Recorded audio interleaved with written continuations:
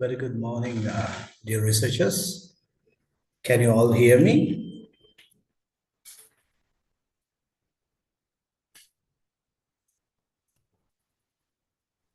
Yes, sir, we can hear you. Good morning, sir. Yeah, we can. Good morning.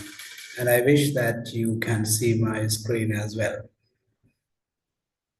Yes, sir. Yes, sir. Perfect.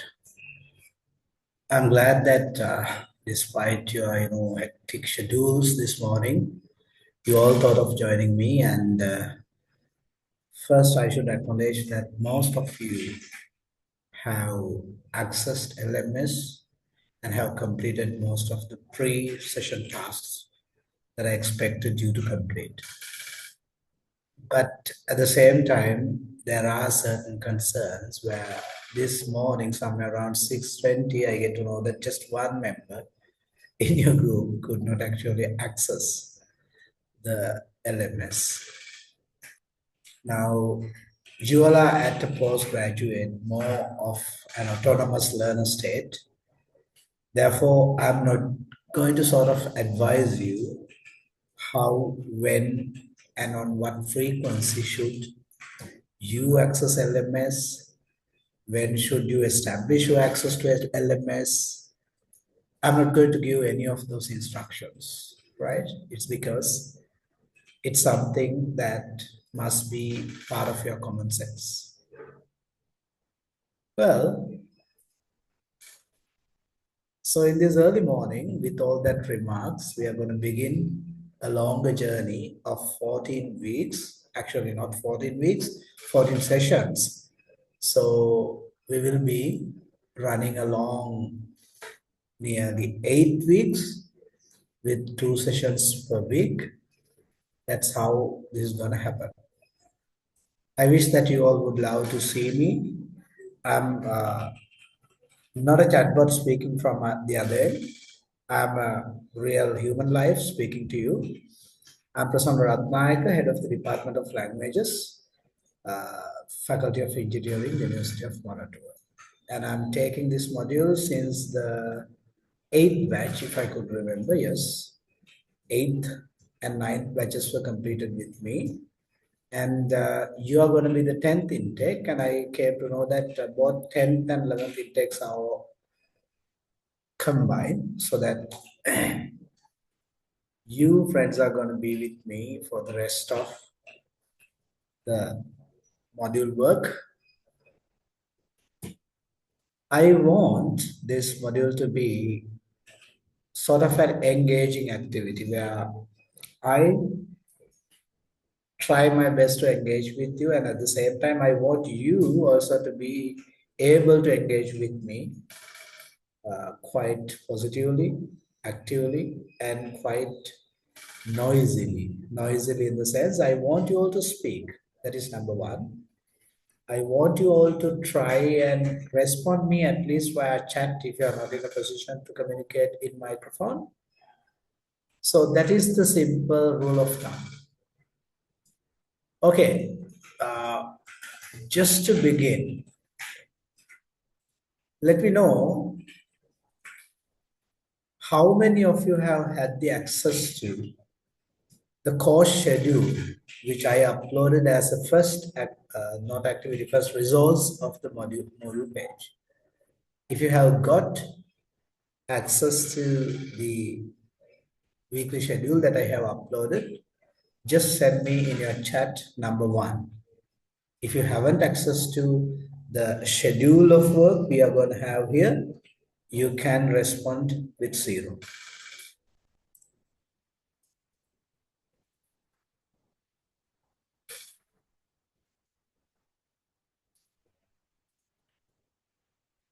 Perfect. And the number of participants expected in the classroom is nearly 80 plus. And 1 or 2 of you happen to personally write me and inform me that since you all are working on Sundays, you cannot join. It's all right. But joining offline with recordings and trying to do things will not work here in this module because we are going to do a lot of work during the session. And the work that we do during the lesson actually counts for your assessment. And it counts for the portfolio that we'll be creating throughout the module. And I will be undertaking your assessment through that portfolio. So we'll be able to see how you at the beginning and how you pass through several stages of our research, communication, exploration, and how and what is your final product. So unlike the other modules which you may be already doing or rather you may have experience with, this module is not assessed by looking at what you finally produce. We actually will be assessing you very smoothly and of course swiftly and giving you enough comfort and ease to function. We'll be actually assessing you throughout the program, which means an everyday activity that we do in the classroom matters. And as the module is going to be assessed by a portfolio, your work, your live work, your reflective work, your feedback and your commentaries, your, everything that you do in the classroom comes into a kind of a collection of artifacts that contributes to your final portfolio. So those who think that they can join via recorded lessons, I advise them to do so, but there is a very little chance for you to complete what? Complete the module without completing online live sessions. So one option maybe for them is to, do a trial with this. And if you could not complete your portfolio, no worries, you can try with the forthcoming measures. It does not mean that I am so rude and, tough and stiff. I'm so flexible and I'm to help you. I'm to help you navigate this research communication pathway. I'm not an expert in any of your fields. I'm just a reader of science, scientific, and technical communication, particularly in the fields of STEM, science, technology, engineering, and mathematics. So my expertise is that, and bringing my expertise in research communication, professional communication, technical, and science and scientific communication, I'm going to assist you with your own research narrative. It's your research that you are going to communicate with the rest of the world. And I am not the person who knows your research. It's you who know your own research. And what I'll be doing is I'll be simply assisting you, or rather showing you off the better practices in research communication, particularly in STEM fields. So this is typically my role. You may have understood by now that my role is quite limited, very narrow. But your role is going to be the biggest because it's you who is going to interact with your supervisor, interact with your peers, interact with your forum members, interact with the symposium attendees, interact with the journals. It's you who is going to do that. And by doing this course, it does not mean that your duty of communicating with the rest is going to be delegated to me. It's not the case. The actual case is I'm going to show you some strategies, some ways of working, and some best practices in the professional research communication context with which you are going to reshape your own identity as a research communicator. So that's my opening remarks. And you might be wondering what made me qualified to do this. Well, I'll cite you just one thing. To be the coach of research communication for postgraduate students, actually, I did only one thing. What is it? I undertook writing in the sciences program, or rather course offered by University of Stanford, and completed it with a pass mark of 93.7. So that is my qualification. And that particular course is actually one of the most up-to-date science communication courses available all worldwide. So that is what qualifies me to teach you this module. So my dear friends, let us do a quick check of, simple basics of this course. Yeah, most of you responded me that you all have access to the module outline. I'm advising you to access it, carefully read it, and better you keep a copy of it in your personal folder and have a check every week whether you have done the particular episode that is due for a particular week. Week in the sense particular. A week has 2 sessions, so that, 2 lessons should necessarily be completed within a week's timeline. Okay, friends. Now, one more thing. Do not ever consider me as a professor or a teacher or a superior person to you. Just consider me a friend of you.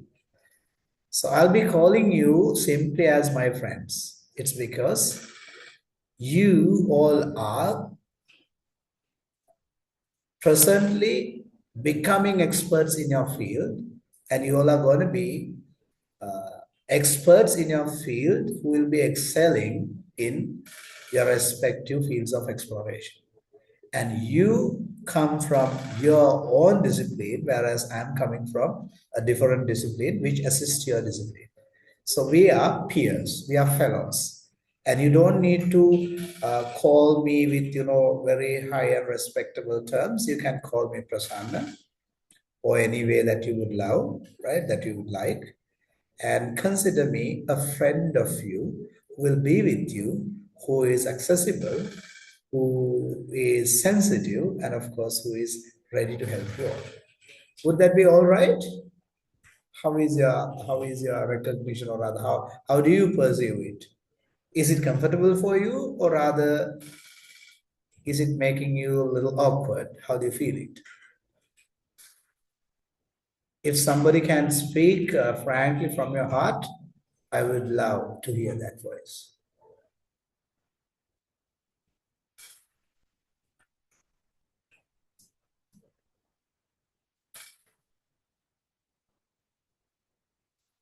Friends, hope you got my question.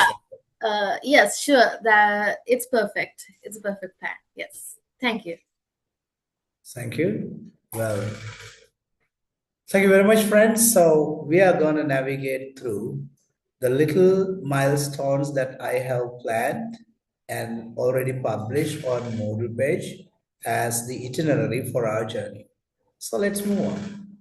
So the whole purpose of this research communication module is to make you all postgraduate STEM research communicators. Now, research communication is not a big deal because you are doing your own thing, that is research.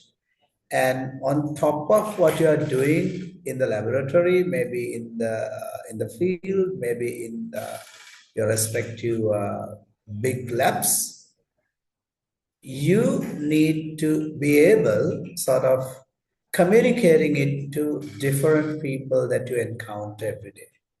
They may include perhaps experts in your field. Say, for example, your peers. Maybe the all-stars in your particular field. Say, for example, if you are representing physics, you'll have to communicate with people like Steve Hawking.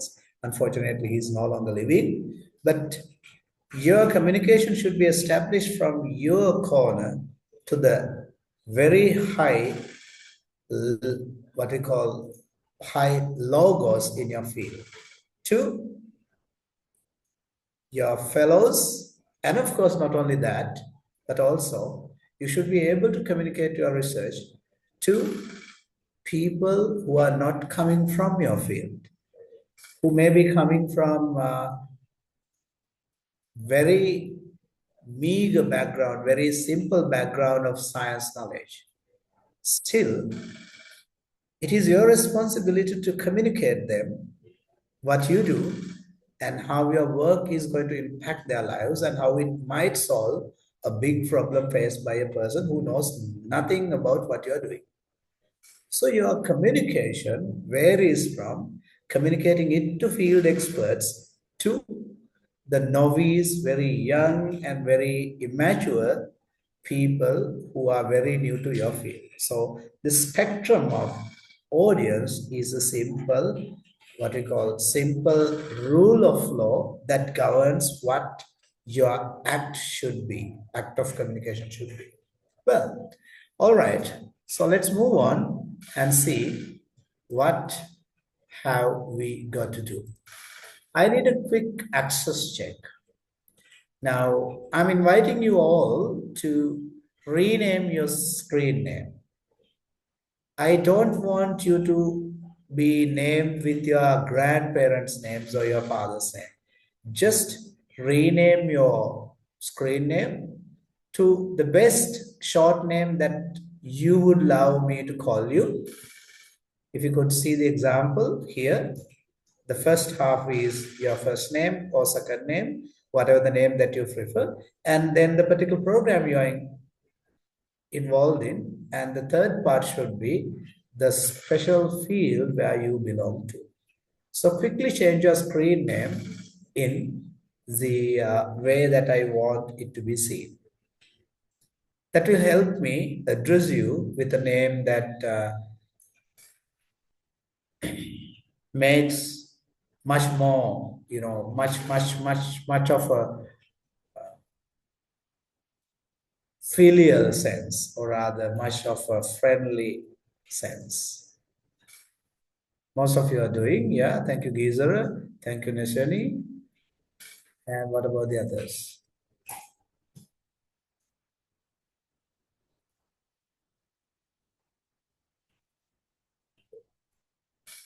If your field is so long, don't worry. Just, give the first three letters now. If it is chemical and process engineering, you can say CPE. I know those fields, don't worry.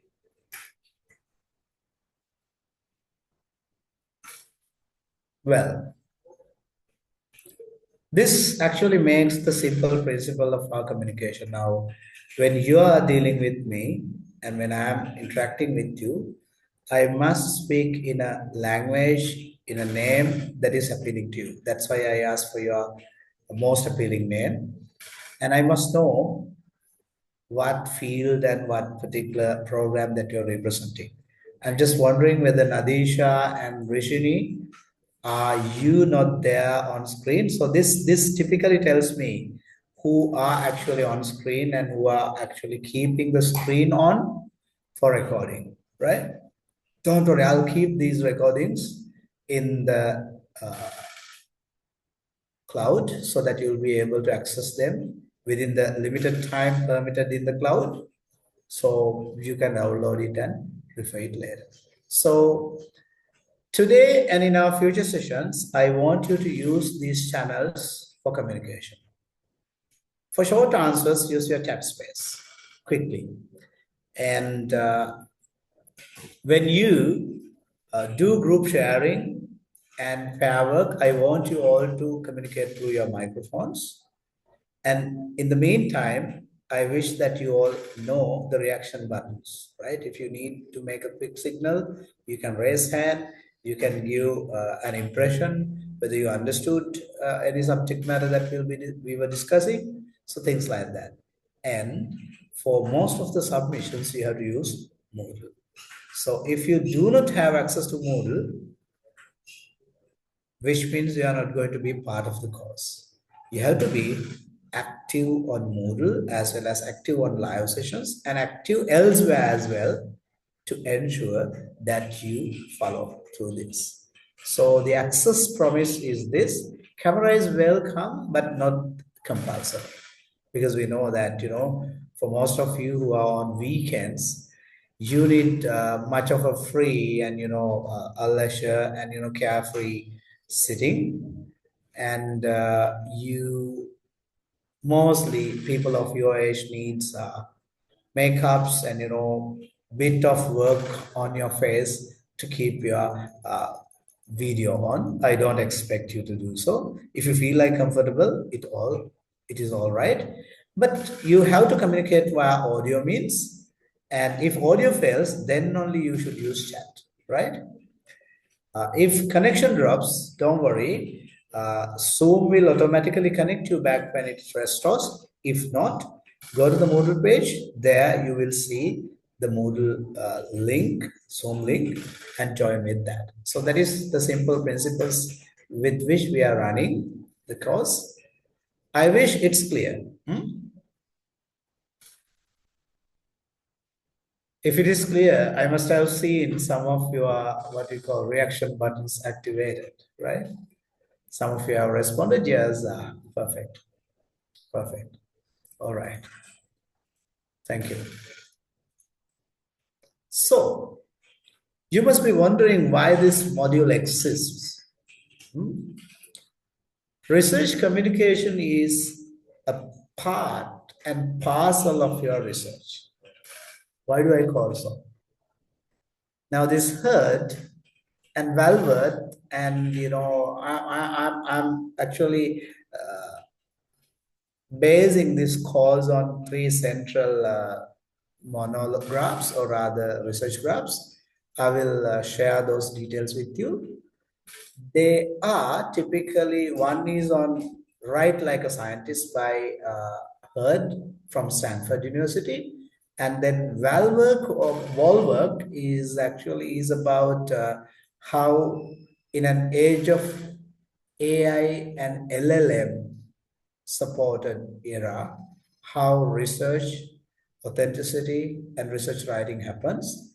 And the third book is it's a language guide for research writing. So I'm gonna base my whole program on the basis of those books. I'll be sharing the references with you so that you can leisurely refer to them if you need further deep delving into the subject. Okay. What is given within quotations? Only communication makes research available for what? Questioning, use, citation, and further development. Now you're doing a research. Do you think that your research should not be questioned by anyone in the world? Is it your perception?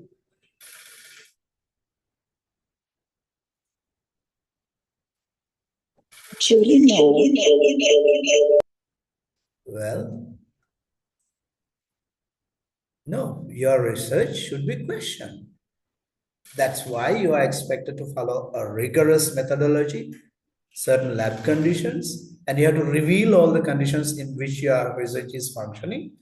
So all these conditions and variables and data are open to questioning, right? And when you do a research, it is actually the research communication that makes your research available for others to question. Maybe they'll be questioning about your research purpose, maybe the significance of your research, maybe your methods, maybe the theories that you're applying, maybe your instruments. They'll be questioning a lot, but your research should be open for this questioning. And the biggest part of it is you're doing a research to solve a human problem, so that they should be able to use your research. In order to make your research usable, you should do your research communication.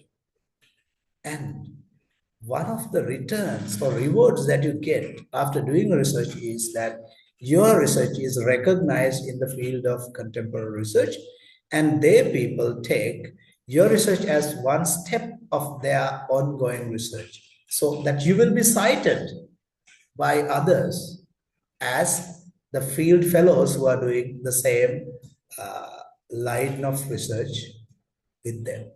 You see? And above all, no one can actually overnight with a single research can do everything, can perfectly solve any problem. You'll be solving a fraction, a split of a big problem, so that the same problem might need several other steps to solve it in a bigger level. So that if your research needs further development, further application, you need to communicate it. So do you see, research makes live, research makes usable, research makes a point of question, research makes rewarded with citation, and research makes a point for further development only when you communicate. Do you agree with me? Imagine that you do your research and you keep it for yourself and you report with your thesis to the FGS, and that's all. Will it work? Is there anything to communicate therein? No. So you have to ensure. That's why this module exists. To ensure that your research is questioned, it is used, it is cited, it's taken for further development, you need to establish research communication. So, throughout this module, GS 5011, it supports you to explain, write, revise, present, and defend your research in English across postgraduate STEM settings. Now, STEM setting is not something new for you because you are already stakeholders of it, but when you communicate with the rest of the world, English is going to be the medium, but I know that all of you do practice English as your, what we call, medium of instruction, so that I don't expect you to have issues in communicating in English, but communicating your disciplinary thinking, your STEM thinking, your research thinking into something that is understandable, that is comprehensive to your audience is what I'm going to engineer to. So my engineering process involves, you have your research story, and through GS 5011 module, what we do is we are helping you to re-engineer your communication of research to appeal it to any audience, any unseen, unforeseen audience at any given moment. If you become capable of convincing them what you are doing and the significance of them and its purpose and all that, that is what we are going to do in this class. So do not identify it as an isolated grammar rules classroom. You won't see any grammar being taught here. I'm sorry. If you expected a grammar teaching here, I'm sorry, I'm not going to do that. Would that be all right?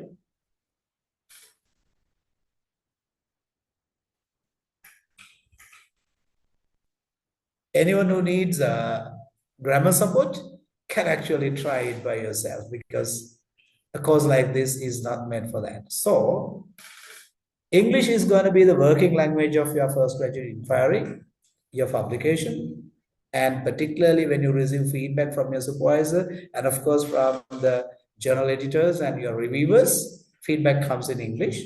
And of course, when you do your presentation to perhaps manufacturers, perhaps in symposias, perhaps in other forums where you communicate your research to the field, English is going to be the language.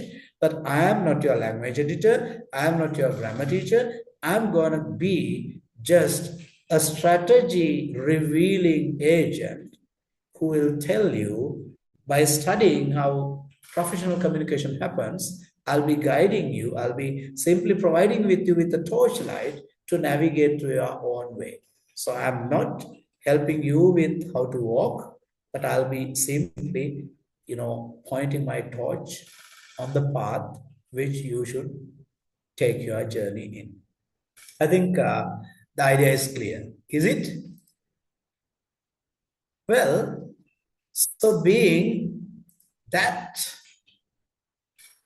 intimate, I want one of you to speak now a couple of words and tell me what you think is the purpose of this course. Maybe a couple of you, just tell it in a couple of phrases, what are you going to do with this module, what you expected, and now you have realized that it's going to be a different plan, or rather maybe it is what you expected. Just tell me whether I have disappointed you, or rather whether I have made you a promise which will keep sustaining your motivation. Come on.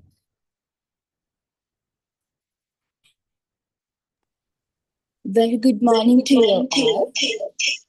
Good Hope you morning. can hear me clearly. Yes, Arjuni. So it's very good, and I'm so glad about your explanation. Because actually, some of us may be not in a status what would be the actual aim or the objective of this research, but after this proper explanation on what this research communication means is really great, and it should be what happened in this course modules, because sometimes we have our very own great innovative ideas, but due to errors happen in our language skills or communication, we are unable to exhibit our own idea in a way which it should be communicated to the investors or the entrepreneurs and so on. So this is very beneficial for all of us. And thank you for the great explanation you provided to welcome all of us to this course module. Thank you. Thank you, Harshini. That was encouraging. And anyone else who wants to share your views? Harshini promised me, she convinced me that I am not in any way disappointing you. I'm going to do what you expect from us. All right, thank you. I would love to hear from a gentleman and a lady. I don't mind what your gender is, but just speak.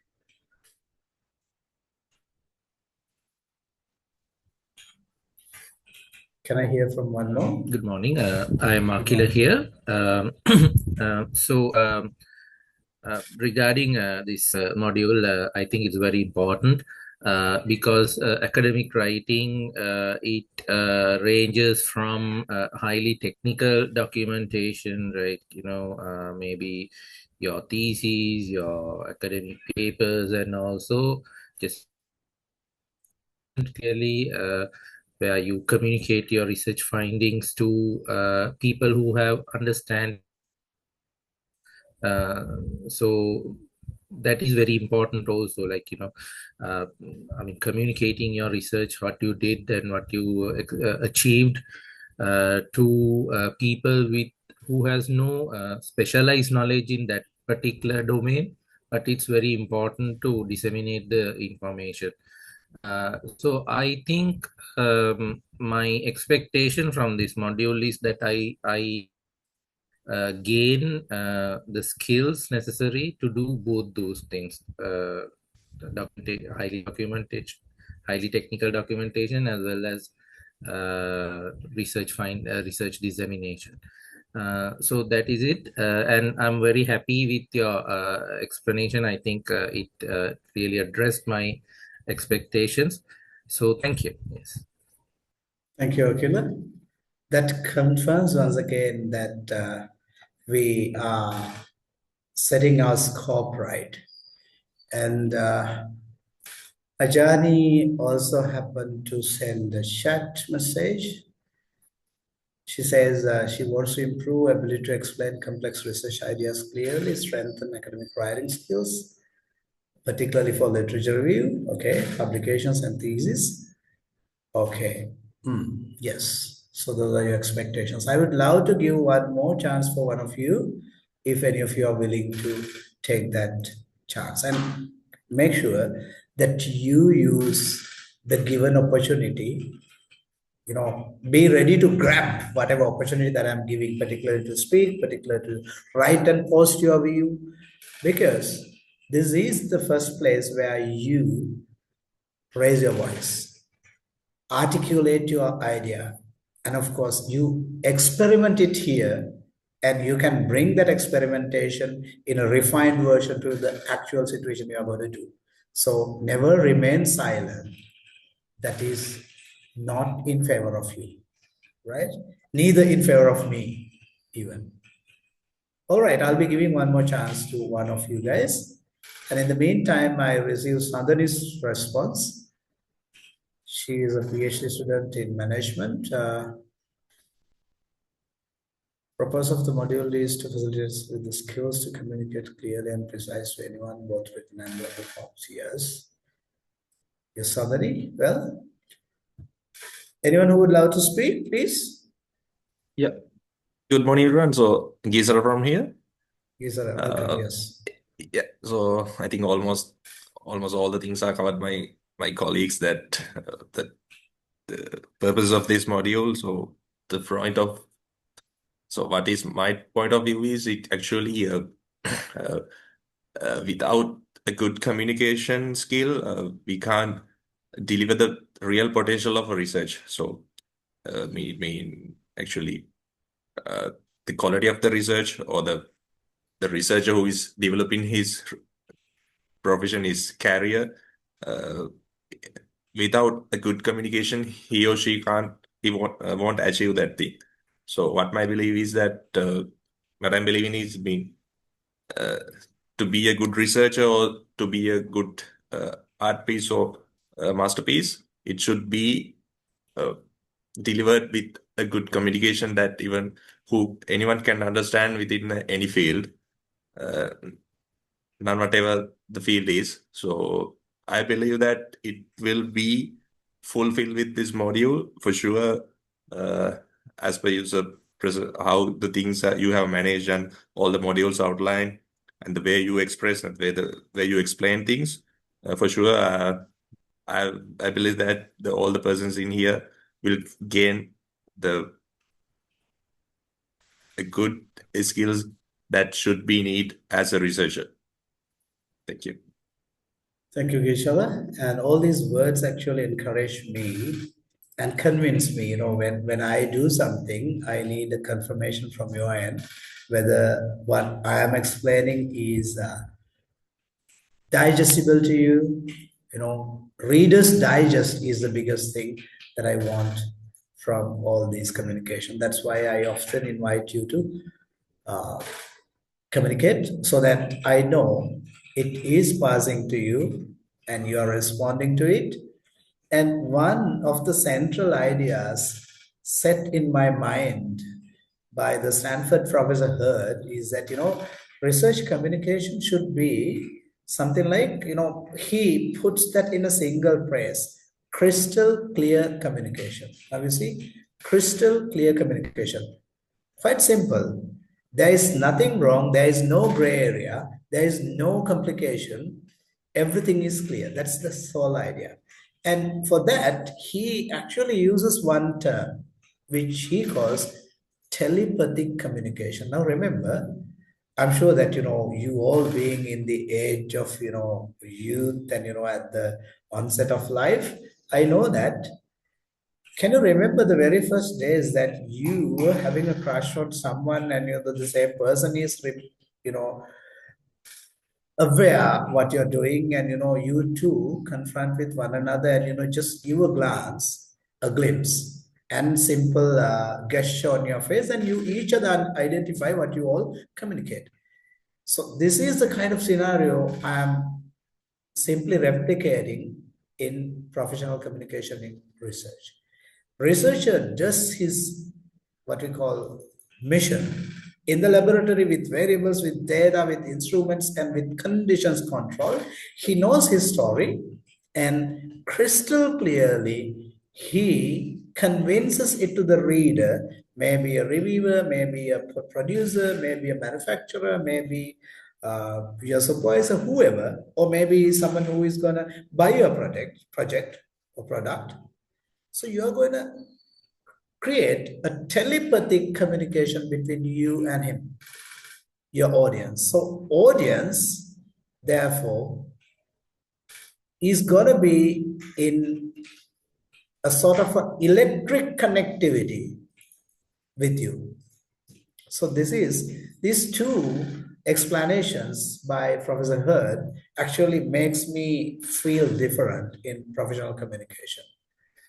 Crystal clear communication and telepathic communication. Those are the two principles that we are going to set as the rule of thumb of our research communication module here, because without establishing a telepathic crystal clear communication, we are not going to succeed. Thank you very much for your responses. And I received Sakya and Nadisha's responses as well. Thank you very much for them.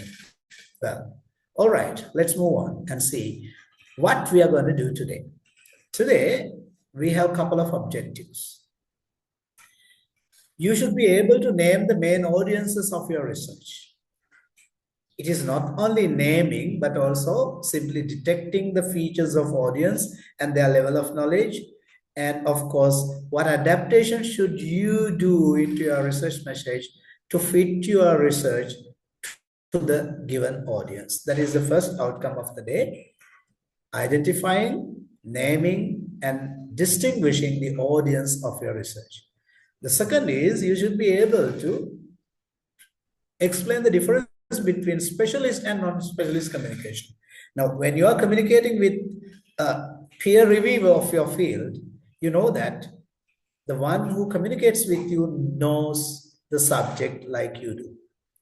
But when you're communicating with a general public, you know that they do not have the specialist terminology, jargon, or necessary cognitive skills, or rather necessary knowledge that you already possess is not there with that reader. So you should be able to distinguish between specialist and non-specialist communication. That's the second outcome.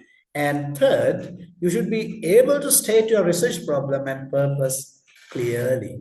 So I say more clearly because you have clearly articulated them in your model, most of you. I want you to be more clearly, or rather fine-tuning the same thing. I want you to state your research problem and purpose clearly. And the fourth outcome is you should be able to identify your present strengths. This is very, very important because we are actually not learning a subject. We are actually transforming our communicator identity. Our professional communication identity is going to be transformed in this journey. If you want to transform your journey, you should know your present strengths and you should know what difficulties you already have. And knowing your strengths and difficulties, then we can overcome the difficulties, strengthen and nurture the strong areas, and of course we can look at those possibilities and opportunities ahead of us, and we can transform ourselves from someone who knows something to someone who is capable of doing anything. So from wherever you are today, you have to be a universally versatile communicator in research. And in order to make that journey completed, you should be able to identify your present strengths and difficulties. And I'm sorry, you should be able to set one practical communication goal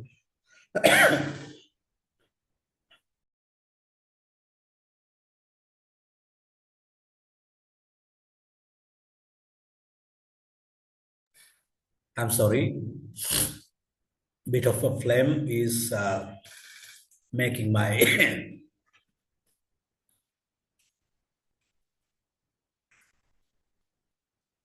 well, I wish you understand the circumstance which I'm running on. Okay, all right.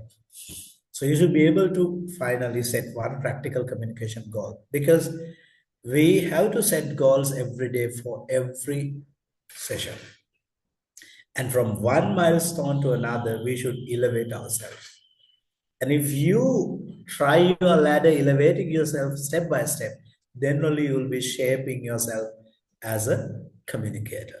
So those are our learning outcomes today. Thank you, Shakya, for the response. Yeah.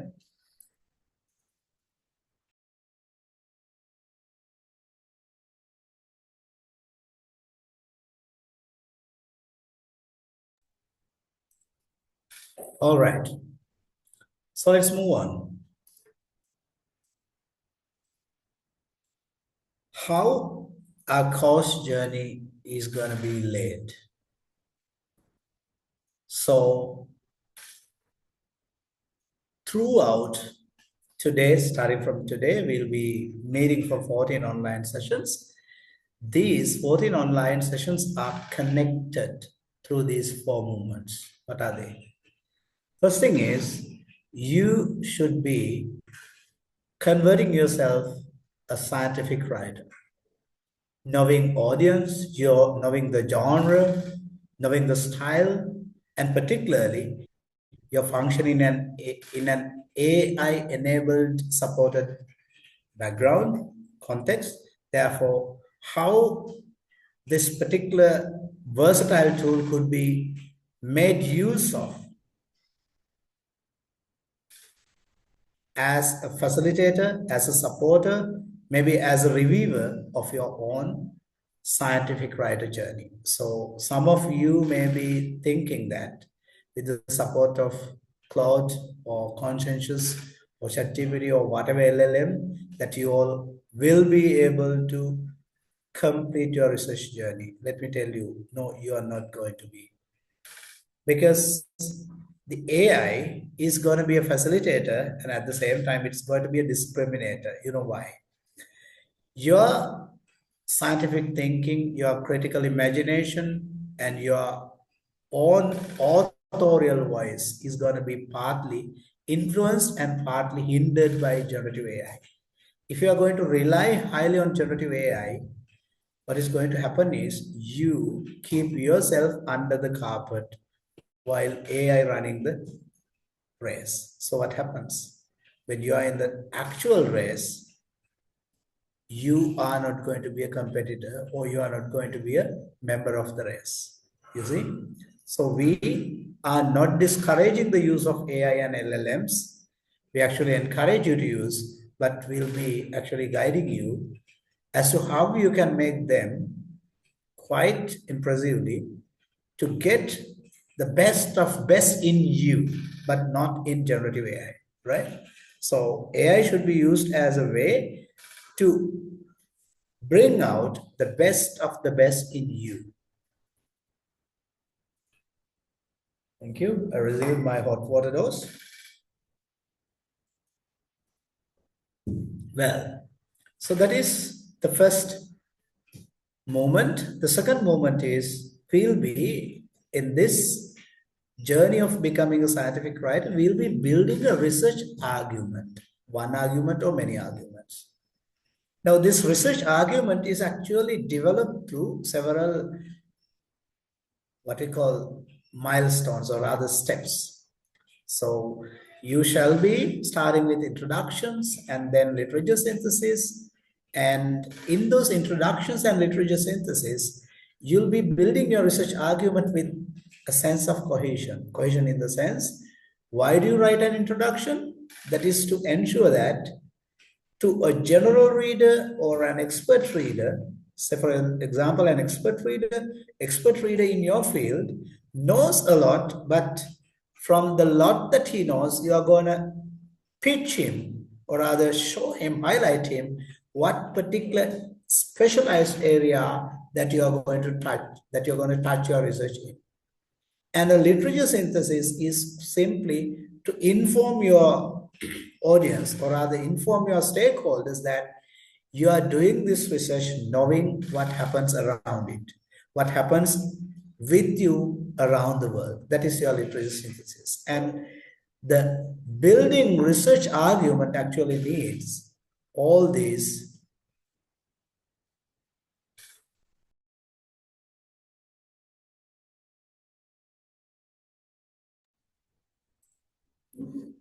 needs cohesion in the sense, what you communicate should be what your reader, what your viewer, what your audience understood. In order to establish this cohesion, building research arguments works as one of the movements. The third movement is communicating the study. What is it? Through the methodology that you use, through the data that you collected, through the results that you bring in, and with the discussion, which is directly linked to your literature and the rest of the literature that you reviewed, and putting the whole idea into a gist of abstract, that is communicating the study. So you do something and you have your own story and you tell that story through methods, results, and discussion, and through your abstract. Now you might be now little by little navigating that this is a very organized journey. Identifying an audience, genre, style, and how AI can assist you, and then you build up the introduction and you navigate through what other researchers are doing and where the void of research exists, and you ensure there is a cohesion of what you're going to do is going to fill a research gap, or yes, that is building research argument. And then with what you have done in your research, in your lab, in your product development process, or whatever you do, with the accepted, very what we call replicable method, with your results, you are going to communicate it to the rest of the society. And finally, the most important thing is when you pitch your research into your audience, it needs revision. Revision in the sense, you may have done your research to the best of its perfection. But if you cannot clearly articulate your methodology in a crystal clear explanation that the Q1 journal editor can understand, you fail there, right? So you need to revise your writing, revise your presentations, revise your abstract, revise your sections of scientific writing in different episodes. Maybe with your supervisor, maybe with your peers, maybe with your field experts, you see? So these 4 movements are going to actually sharpen your research communication journey. So let me name them. You are becoming a scientific writer. How? You can note it there. And you'll be building up a research argument, and you'll be communicating the research, and you are throughout 24/7, in every minute, you are ready to revise your own research idea and your plot and story, and you are going to disseminate it to the audience with much and improved clarity. Did you get what I told in this course journey? Is it clear?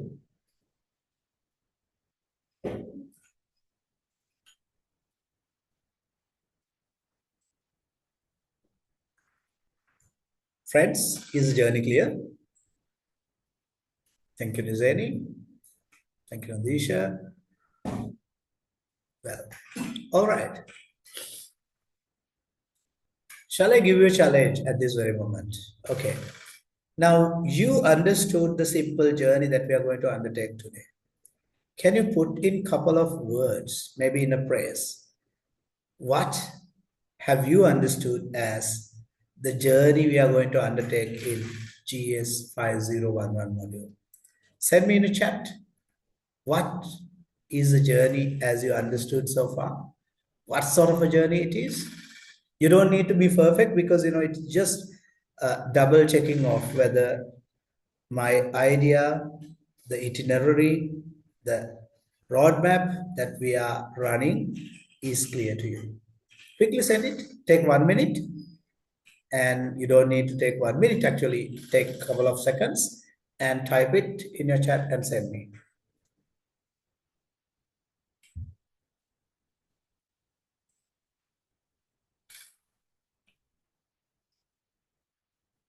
Yes, Shakir. Yes, Lazini.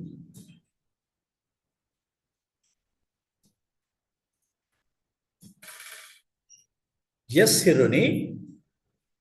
I love what Hiruni proposes as the idea: reading, writing,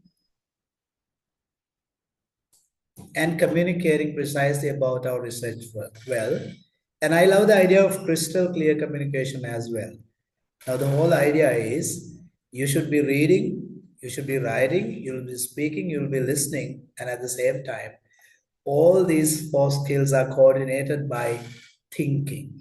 So if you think like a communicator, that is what I want you to be, right? So you know what you write, what you read, what you listen for, what you speak. Your thinking process is crystal clear because you know with whom you are communicating.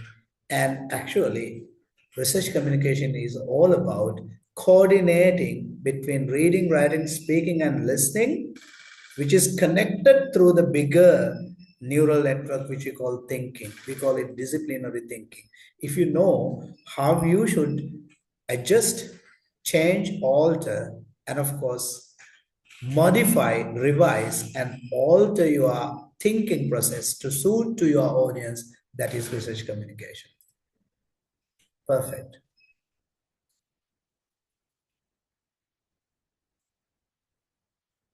Thank you very much. Well, your responses are encouraging.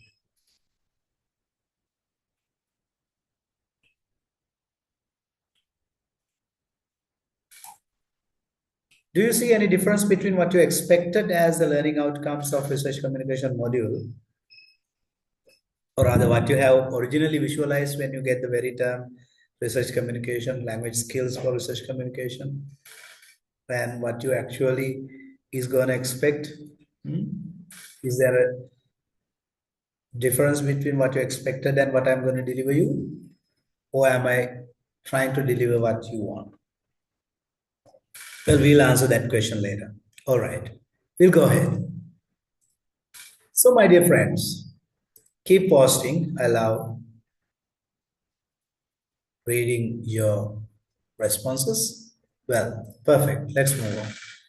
Today's 3-hour rhythm will go on with 2 breakout room activities and of course bit of a discussion. You don't need to worry about this what you call the agenda, right? Agendas are there, but we have a bigger agenda, that is to become a communicator in your research. Okay, now stop responding to the earlier question. Right now, none of you are going to type anything on your chat, right? We are going to see a chat waterfall, right? Stop pressing the enter button. You can keep on typing. The question is, what research communication task brought you to GS 5011? What research task actually lead you to come here, or rather, where? Is it in proposal? Is it in thesis chapter? Is it journal paper? Is it literature review? Is it presentation? Supervisor meeting? Viva? Poster? What brought you to this course? You can type anything. Don't post it. Don't post it. Don't post it. Keep on typing. Keep on typing. Keep on typing. And when I invite you, then only you should enter the press button, right? Press the enter button, right? Type your answer in the chat, but do not press the enter until asked, okay? Okay, I'm sure that you all are typing, you all are busy. Okay, now enter. Let me see. In this waterfall, yeah, I'm receiving a lot. Perfect, perfect.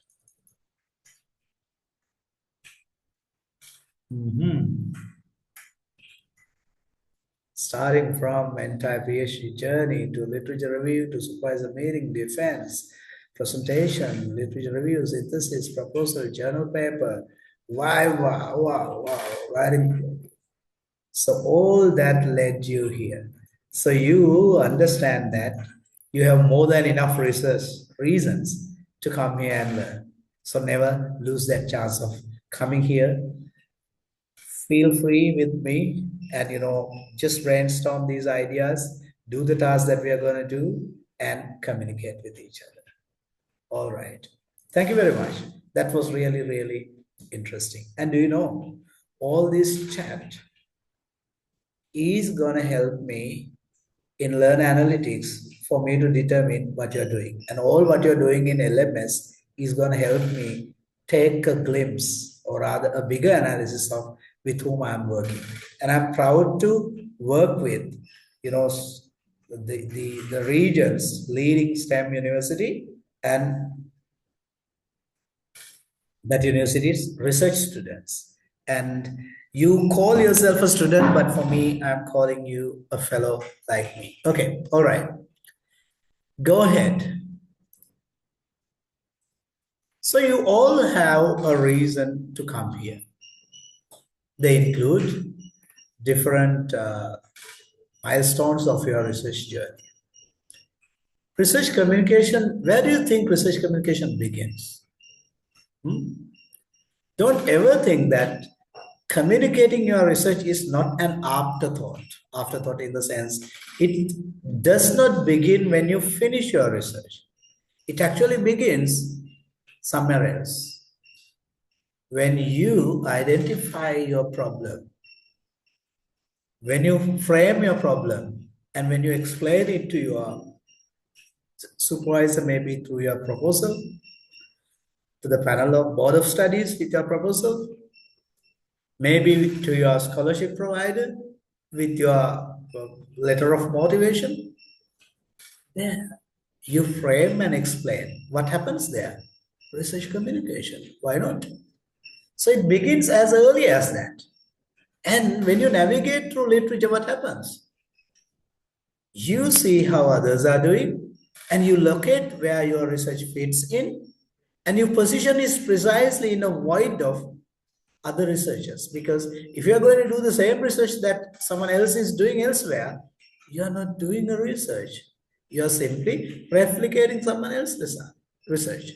So while navigating literature also, you do communicate.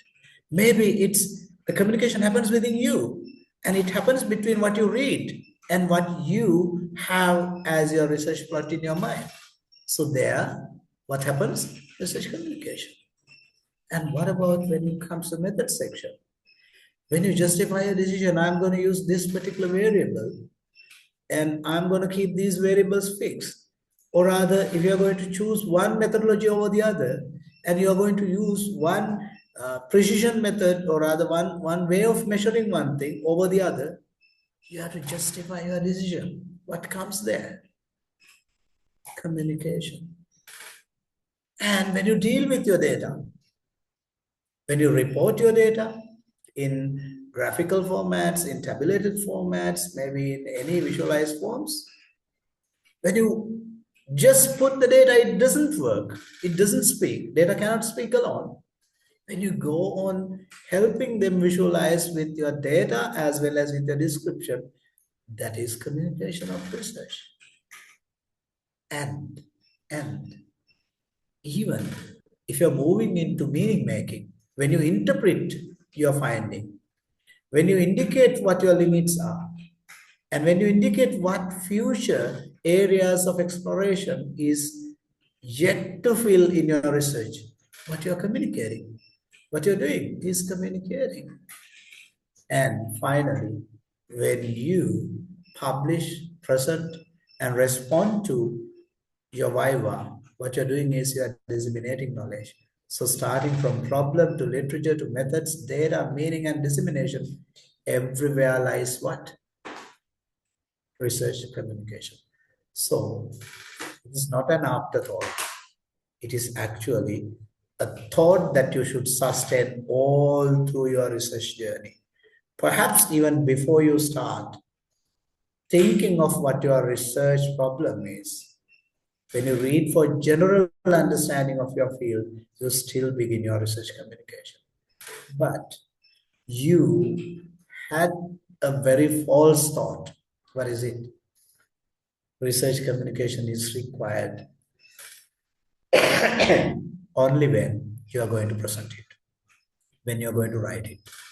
If you think it is the point where it starts, what happens is you are going to find it difficult. But if you are going to practice it throughout the entire journey of research, throughout every episode of your research, you're going to make it what? Easy as ABC. Do you agree with me?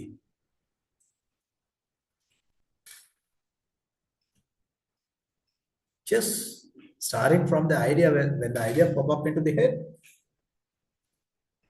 you start communicating.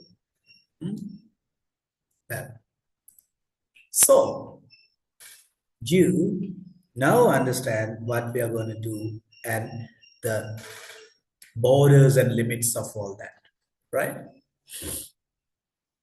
Am I faster? Am I actually giving enough explanation, or are my explanations too much? Let me know, please. I would love to hear from one of you. Maybe someone who feels, oh my God, too much of bluff. Please let me know.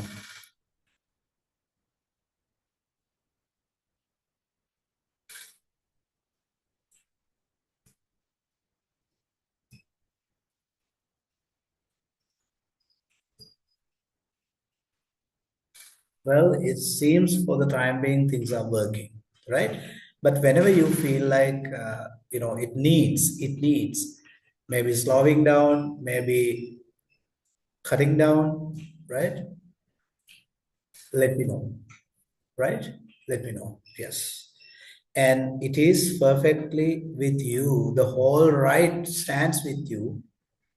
Not any right is reserved. You have the right to stop me, question me, support me, because if I am going to speak throughout, what happens is I'm simply preaching. But if you are going to share our shared experience, it's going to be a wonderful platform where everyone learns.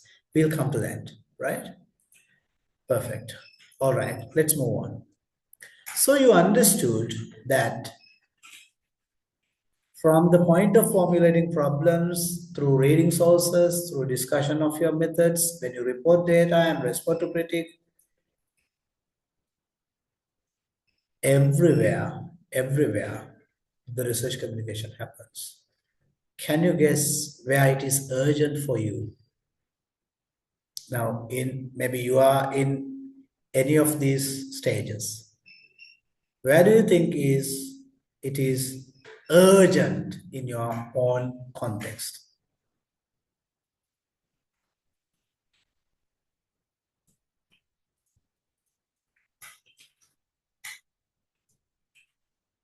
Where do you feel like urgent?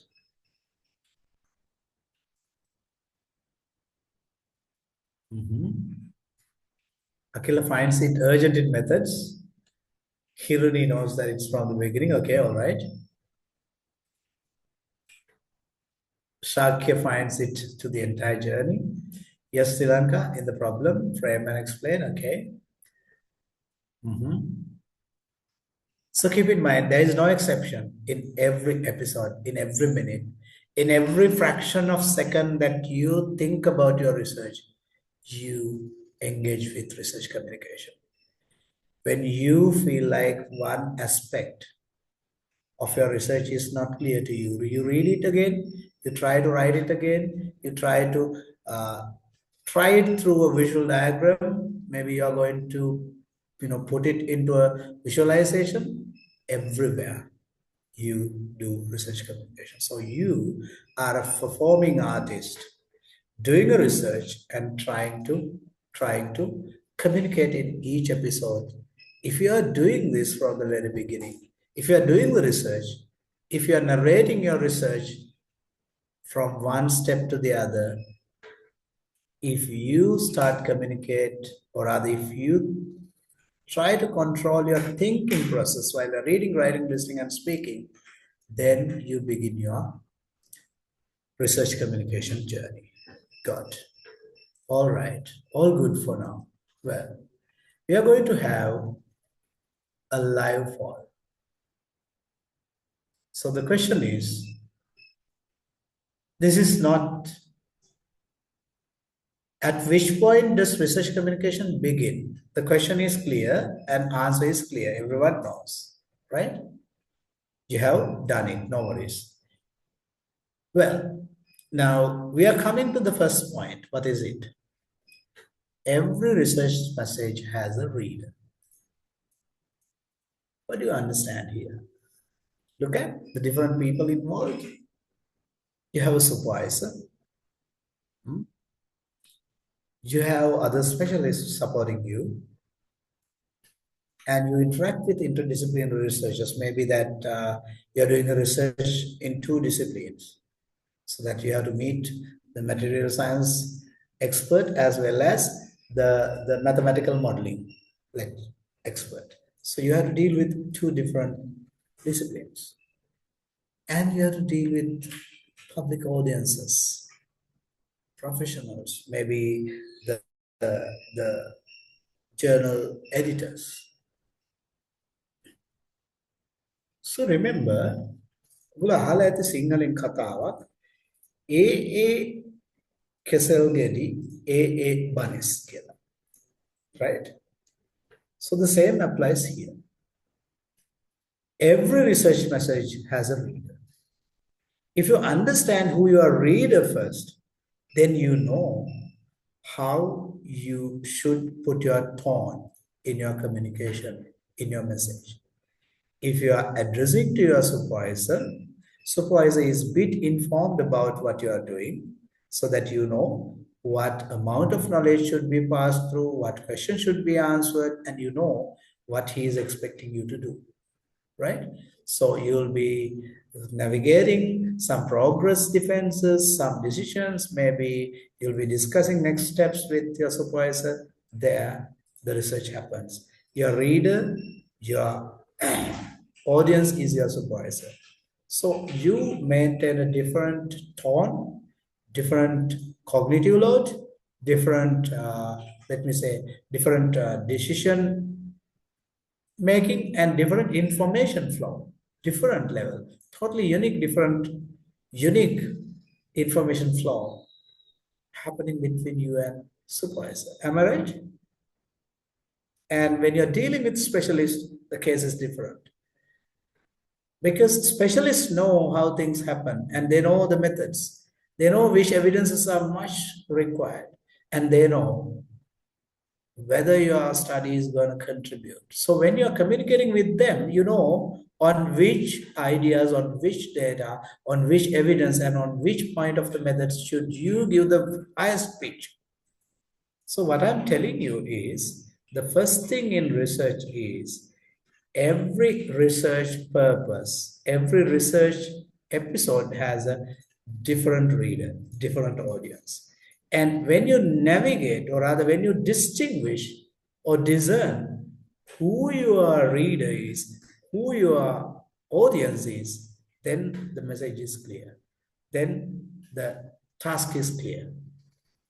Most of the people in research fields communicate with all the stakeholders of their research with the same tone and with the same thing. So for example, when you are going to write a research article, you start with your article and, with the sections, and when you communicate with the supervisor, you simply post that proposal or rather article and ask for what? His guidance. You don't need to do that. What you have to do, your supervisor knows what you're doing, and ask from him particularly, now in my proposal, I have a question on choosing data points. So be precise to your supervisor and ask from the supervisor, which data point should I be more careful of and why? So you see, you precisely decide what to ask from your supervisor. So you are not going to simply send your proposal and ask for comments. You don't even need to send your proposal. You don't need to send your article. You just have to give us a bit of a synopsis what you're doing and ask, in this particular episode, I need your clarification. Are you getting me, guys? Am I making a drama, or is this the case that you also encounter? This makes sense, sir.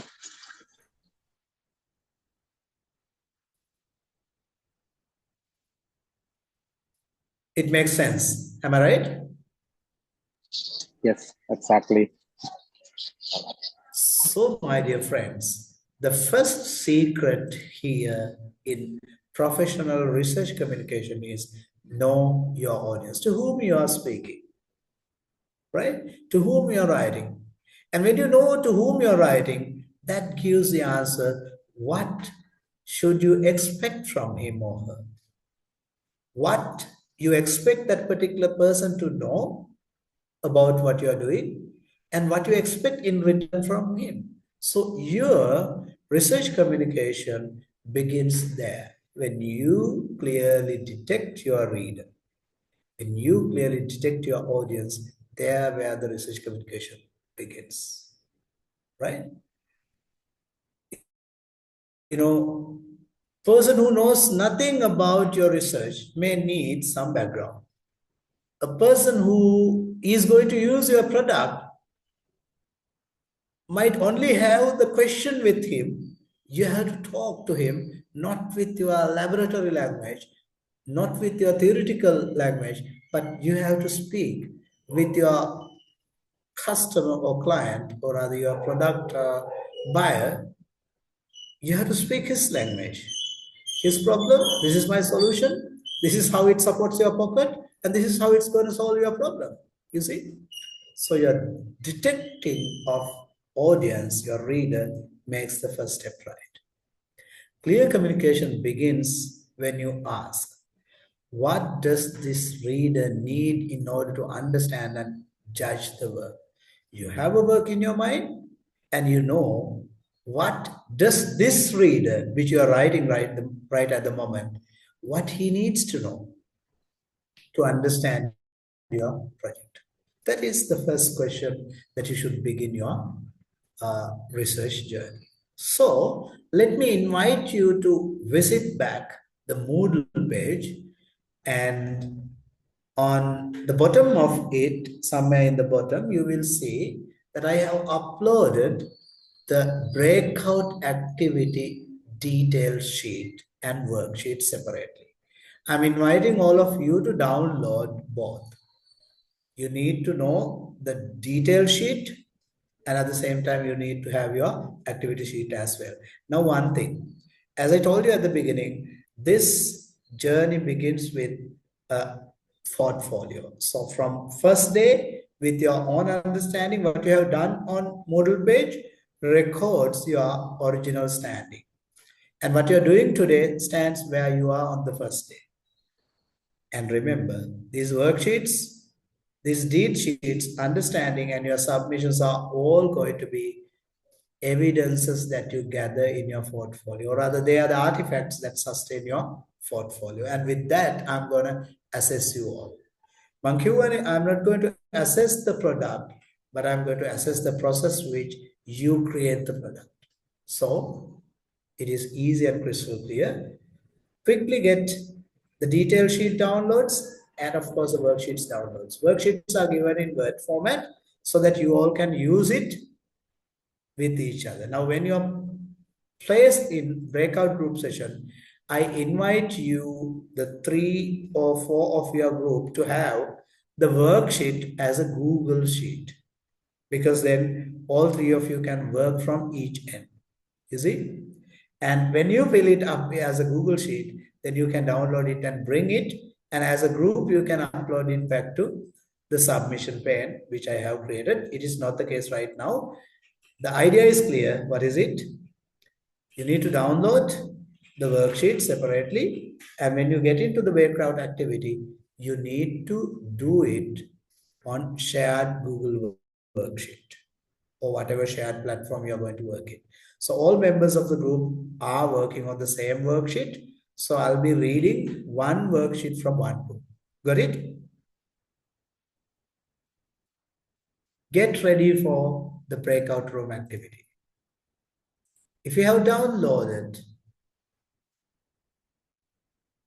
we are going to map something.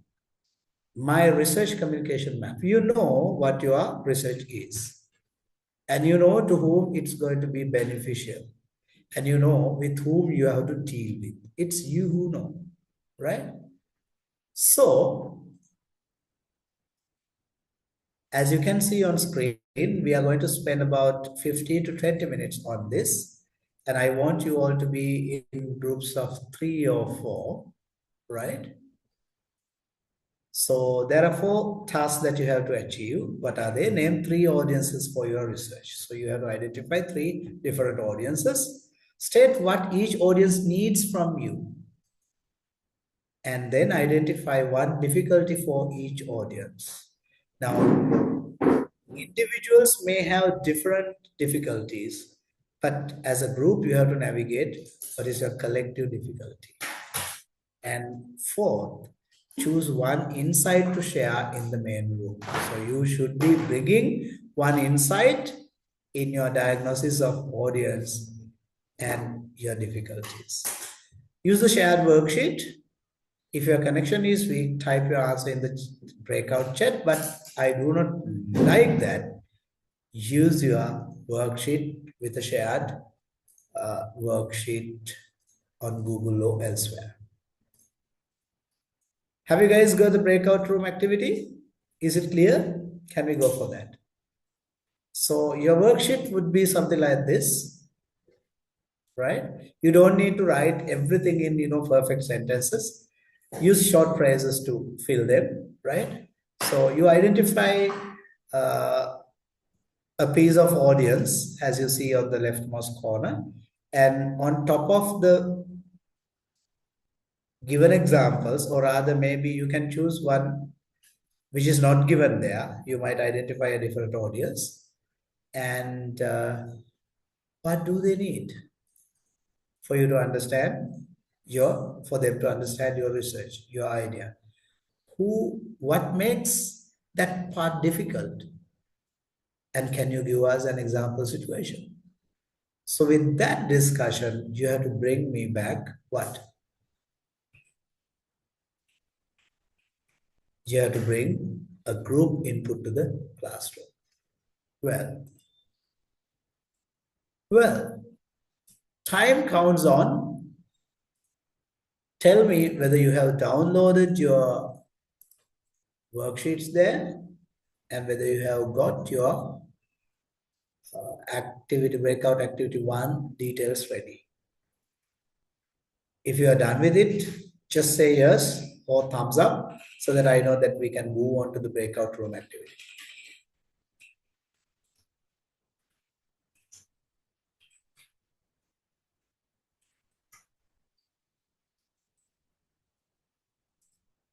Well, you all are ready. Great. So my dear friends, let me divide you into breakout groups. How many members do you like in one group? I think 3 is the perfect fit, right? So when you have more members, it's going to make your journey a little difficult, right? So you have to accommodate 4 people's ideas. Now we are going to have it in 3s. So I'm not going to assign any of you manually, but automatically you'll be meeting random set of researchers from your group. Once I open the group activity or breakout room, go there and start your navigation. And I'll be giving you 20 minutes to do this task. And I want you back in the class with your output.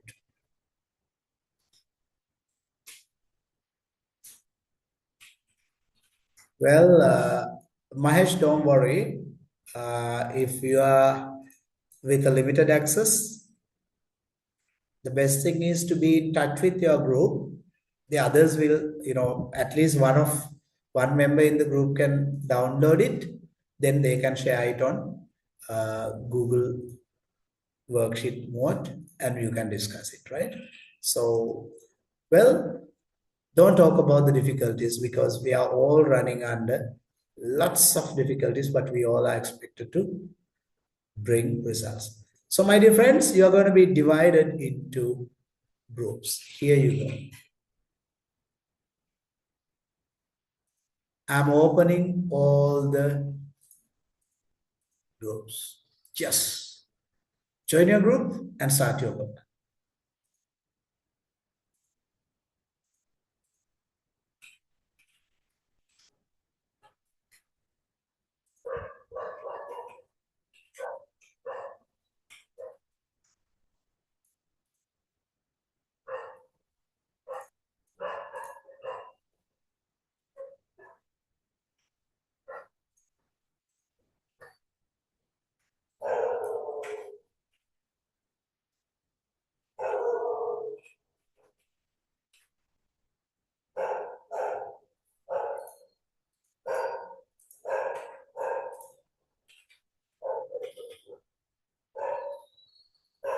Akhila and Nadira, join your group, please.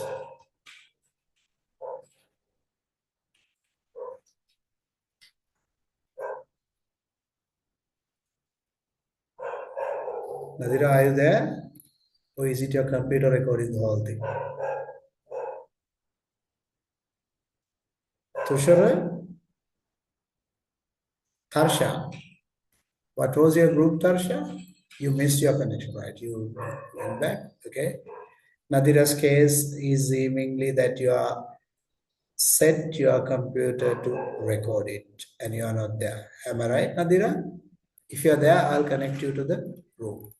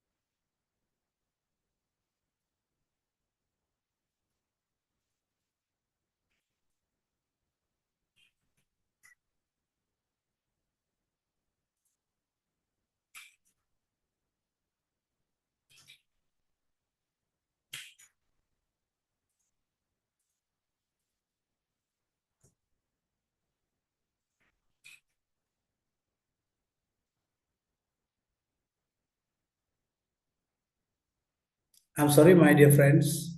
I happen to put you into 3 groups. Actually, I need to put you in groups of 3, right? Yeah, so I'm calling you back to the main room. Sorry, I did the first mistake.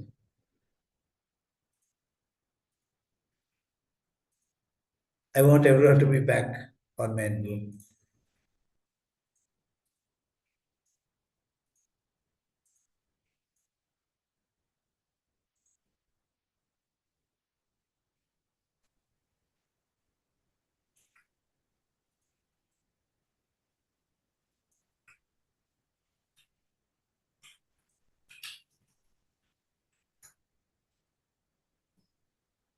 So friends, I made a mistake, a very big mistake. I put you into 3 breakout rooms. Actually, I want you to be in groups of 3, right?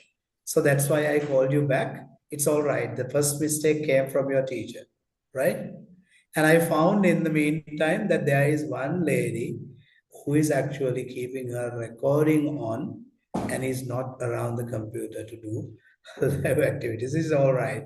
I know you all are with busy schedules. Pardon me for the mistake I've done at the onset. We are going to now divide you back into groups where 2-3 members per group. I'm sorry. Pardon me for the mistake I did.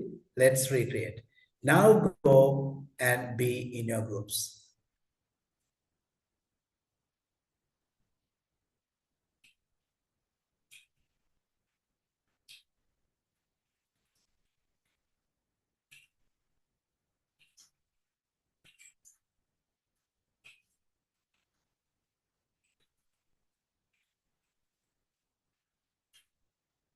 Hope you got a new invitation to join your group.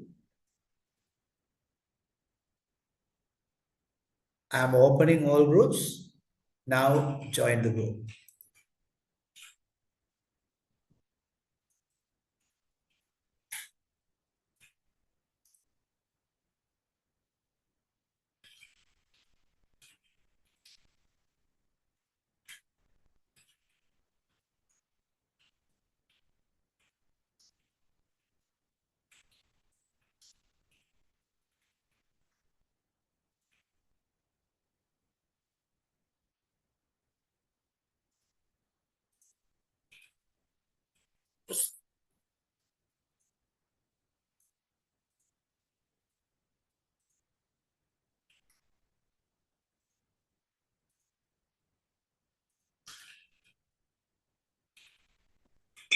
Hello. Yes, Arshani. Can you please admit me to the same group because I've joined from both my phone and the laptop because this MacBook All right. do not allow me to speak. That's why. All right. So you were in I group have number joined 7. to the rooms 8, I hope. It seems you are from 7, right? Sorry? You're Harshali, right? Yeah. Harshali, yes, you are in group number 8. All right. Yeah.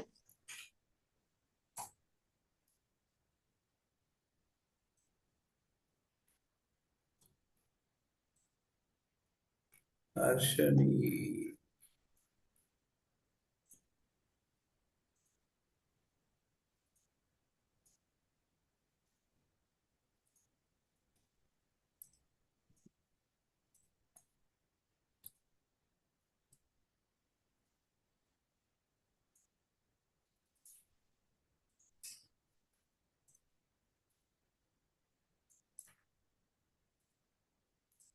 Now join. Okay, thank you. Kiran, what happened to you? So I just logged out and I'm going back to the room now. Can you go or should I give you? Yes, sir. I think I need access. Well, Hiran, can you remember which group you were in? Group number 3. All right.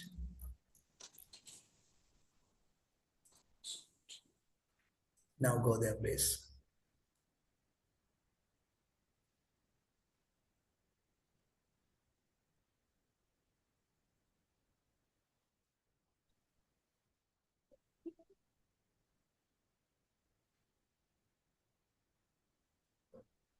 Hiran, hope you got your invitation.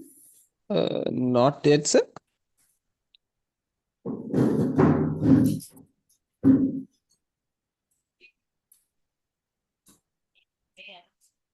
I have sent one. Okay, don't worry. Now I'll give you one more invitation. Don't accept it. Then after that, I'll give a second invitation.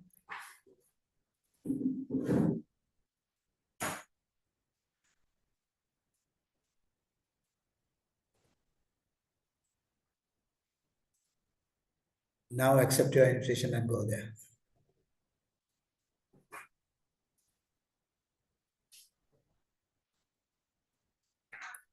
Deshika, what happened to you?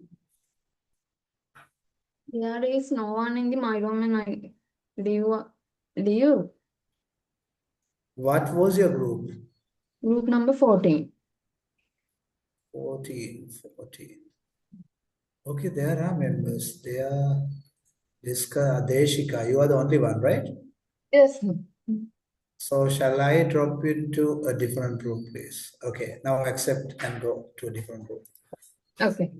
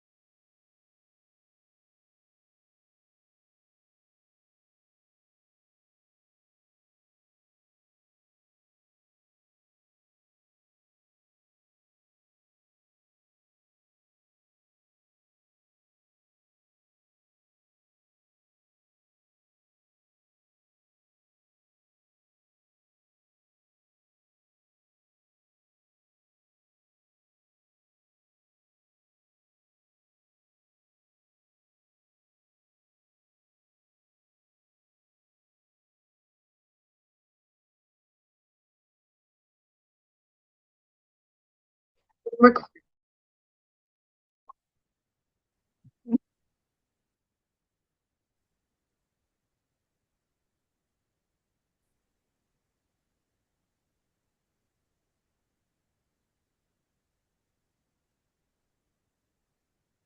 Hello, friends. Hope you had a little time, but actually, that's not a very big task. I wish you had enough time. Did you? How is the success of your work? Uh, Want to more?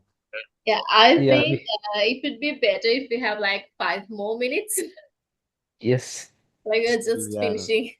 yeah. Well, Then 10 minutes like that. Not He's still not complete. Yes. have you at least tried just one step? Yeah, we thought sort of completed through 3 rows. So the That's enough. final one need to be completed. That's enough. That's enough. If you could at least complete one or two, that's more than enough for just for this purpose. Now you guys can actually uh, continue doing it if you like, or else whatever you have completed can be submitted actually to Moodle. But before that, we'll see what we have found in the worksheets. Now it's time for you all to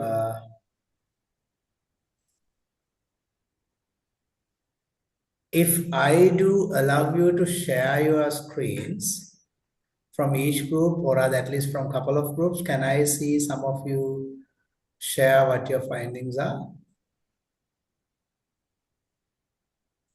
Shall we start with the first group?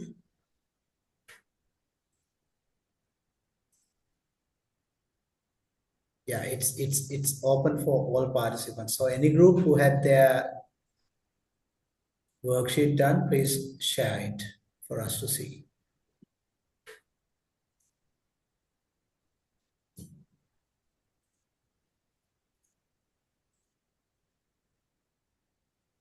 Well, can you scroll up a little?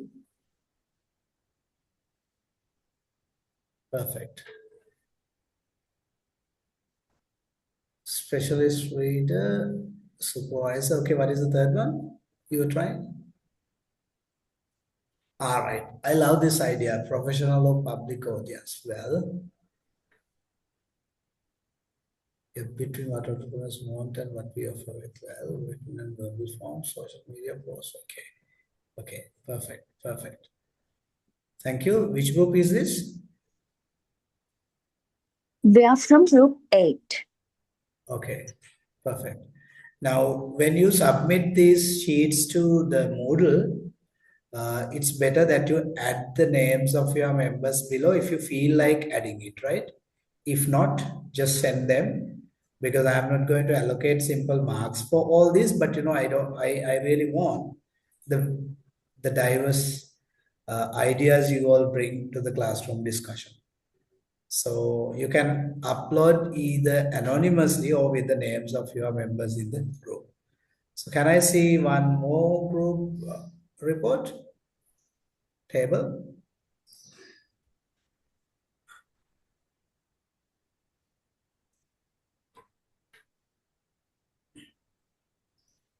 Yes, Akash, you raised hand. May I know what is the point with you?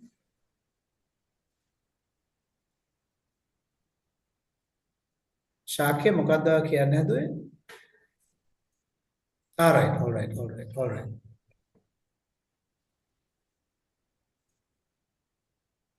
Well, can you ඔබට ලොකු කරන්නකෝ මට පේනවා අඩුයි මම ඇස්පෙනීමේ දුර්වලෙක්.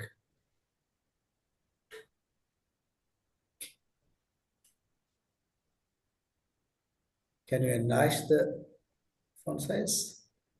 Or rather, document viewing size? Shakya, please share it.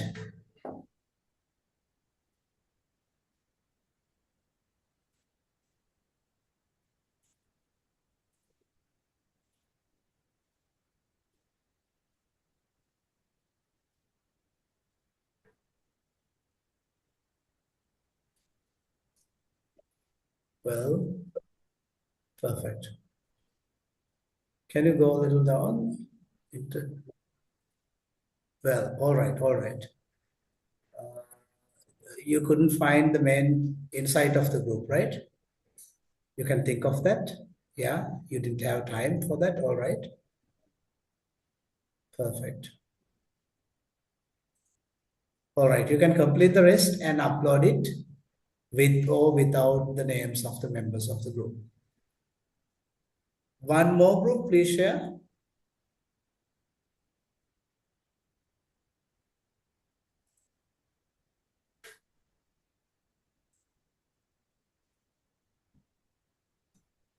Which group is this?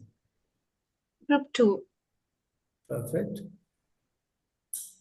Specialist reader, okay.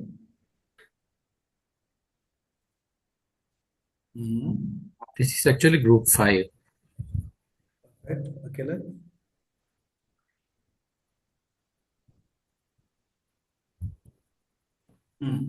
Did you all find any group insight? Yeah.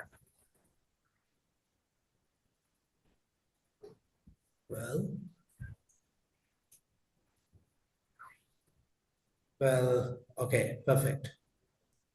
So I invite all 17 groups to upload their 17 different reports up to whatever extent that you completed it. Please submit it to the Moodle submission platform, right? Well,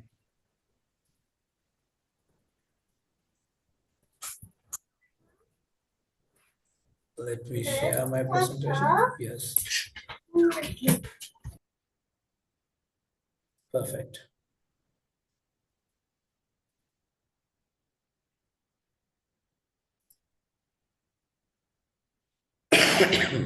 All right. So let's look at what did we notice. Now, one of the common patterns that you all might have noticed in your discussion could be now specialist wants precision and evidence. Am I right? Specialists do know your subject. They know the basic details. They know the scope and your way of doing it. They actually need evidence and precision. Am I right?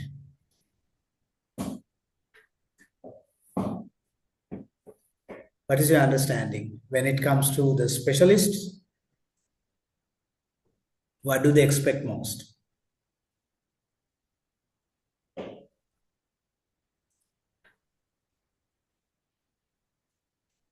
Perfect. If you just take a common interdisciplinary reader, what they need? Yeah, common specialist might require precision, evidence, and technical clarity. What about the interdisciplinary reader? Actually, they need explanations on terms, definitions, context, why this particular research matters. All that is required, you know why? They need to know your research from A to C, unless they don't understand it. And they need it in a language that can be understood by them. And if you look at the third common pattern, public and professional readers, if you just look at professional reader like someone like a policy decision maker or rather a journalist, right? What they need to know what value does your research bring? Does it involve any risk? Is it having any relevance to everyday problems? And has it got any practical meaning? Now, what I want to know, or rather be convinced by yourselves, is one thing. What is it? You have to ask a key question. What does the reader need before the technical detail will make sense? Now, depending on the reader that you're targeting at, maybe that you need to add more detail. For certain readers, you need to cut down details. So for example, a simple description of what you're going to do is not necessary when you're writing it to specialists. But a simple, very lay language description is required when you're writing it to a common audience. And as you have, most of you have noticed that when you're writing to the specialists, they need technical precision, evidence, and technical aspect is 100% expected there. So you detected what? Your story, what you write there, in what weight, in what, let me say, in what length and cognitive load is determined by looking at what? Who your audience is. Did you get that?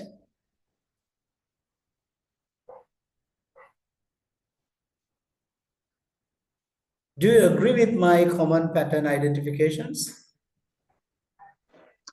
Yes. Anything else that you all need to add? Any other common pattern did you guys notice?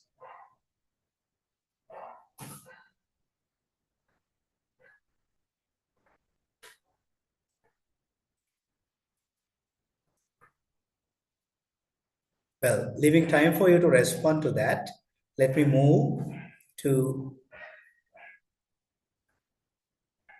learn a lesson for us to learn, right? Now, when you're writing something, here I am for giving you a framework. This is how to write a clear research message. Just look at, use it for writing, speaking, even in slides, and even in your supervisor conversations. What is it? Detect audience, which means who needs to understand what. If it is a presentation, see who the audience is. If it is a 3-minute thesis, you understand that it's going to be assessed by a panel of experts. So you know the audience. Audience is actually the first, or rather the first gear of the entire set of gearbox. First wheel is audience. The second wheel is actually purpose. Why are they receiving your research, or rather your presentation, or your response, or your proposal? So question from yourself, why, the purpose, and then message. In message, you have to question what is the central point. You don't need to beat around the bush. ඔක්කොම දේවල් දීලා ඔක්කොම ප්‍රශ්න අහන්නේ නෑ. ඔයා අදාළ කෙනාගෙන් අහන්නේ එක ප්‍රශ්නයක්. එහෙම නැත්නම් ප්‍රධාන කාරණයක්. For which you have to typically ask what is the central point.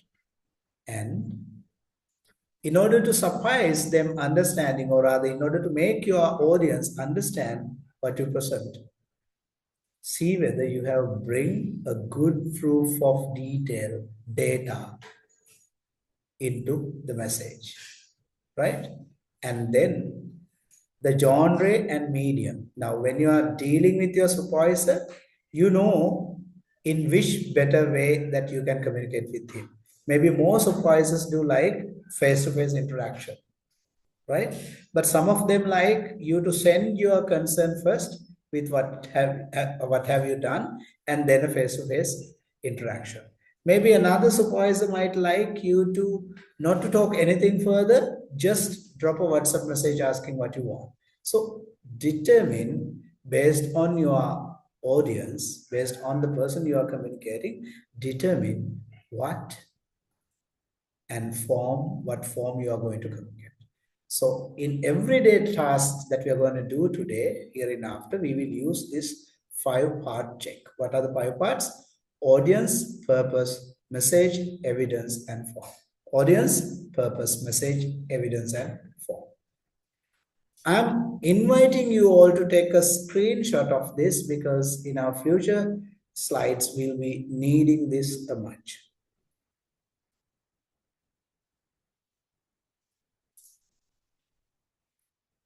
We have exactly 1 hour to go, right? Let's quickly move. Have you all taken your screenshot?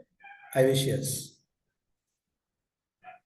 Now, friends, at the end of the day, when I'm done with the lecture. I'll be uploading the slides in PDF format.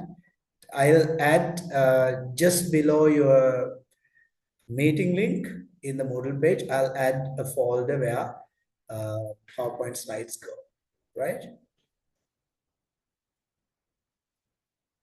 Don't call me Professor Dimuthu. I'm Prasanna. I've just joined the lecture due to the power cut. How can I join in a group? Now, the previous group work is done. Dimuthu, don't worry. We'll get you involved in future group works. All right. Well, let's go ahead.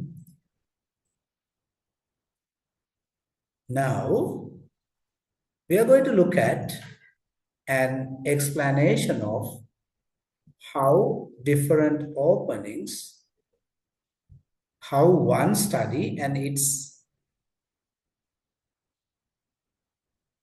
opening line changes depending on the reader, depending on the audience.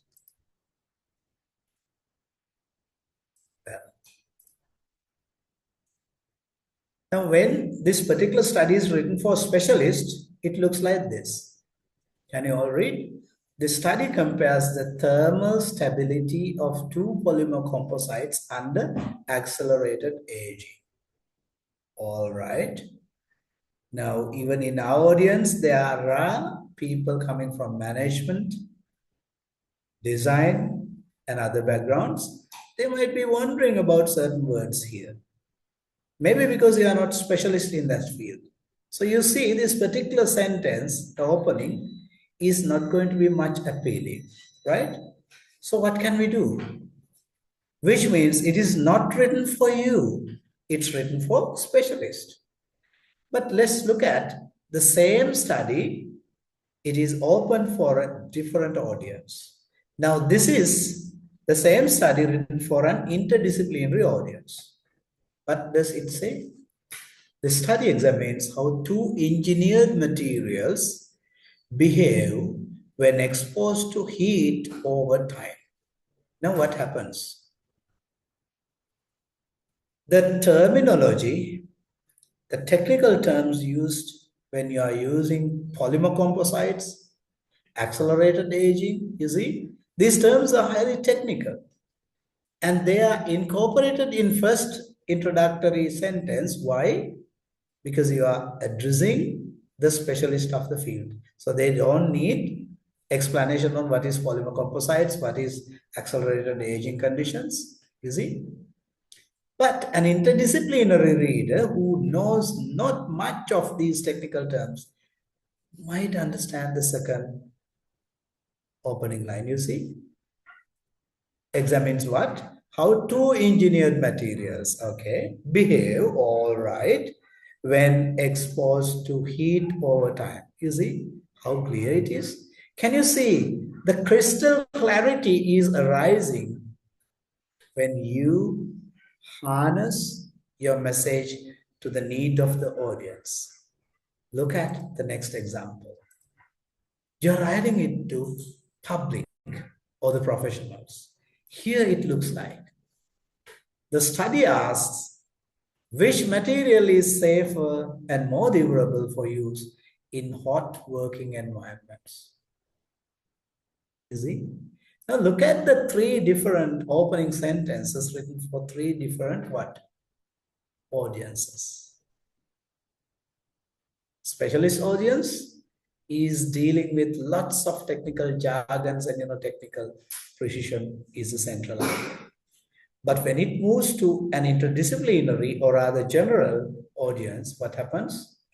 You have to make some of the jargon simplified and express it in much more easy way. But when you are addressing professionals and public, they don't mind what is your engineering, what is your conditions, what's your methodology. What matters most for them is what is the purpose of this? Why it is?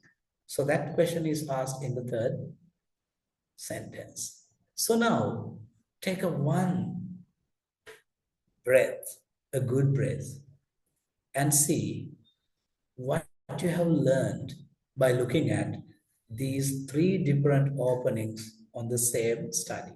what comes into your mind? Use a couple of words, maybe 2 to 3 words, maximum 5.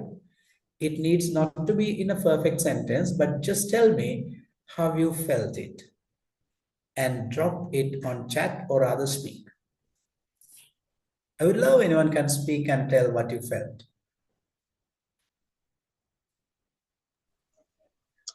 It's basically different audience require a different kind of communication according to their expectations. Actually, it's not only the expectations alone, their level of knowledge, Yes. what their priorities are. Because, if you are going to sell one or, sell your, say for example, you are going to tell a technical description to a grade 9 student. Maybe a little difficult, right? So knowing your audience and altering, diluting, adjusting, making fine tuning within your writing to fit it to the audience is the first principle of technical communication. Thank you very much for your contribution. Anyone else who would like to speak? I'm receiving responses on chat.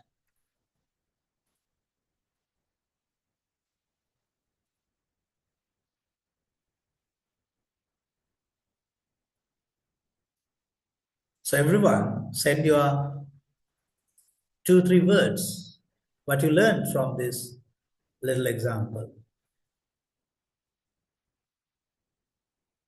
Can I hear from one more? Anything new that you learned?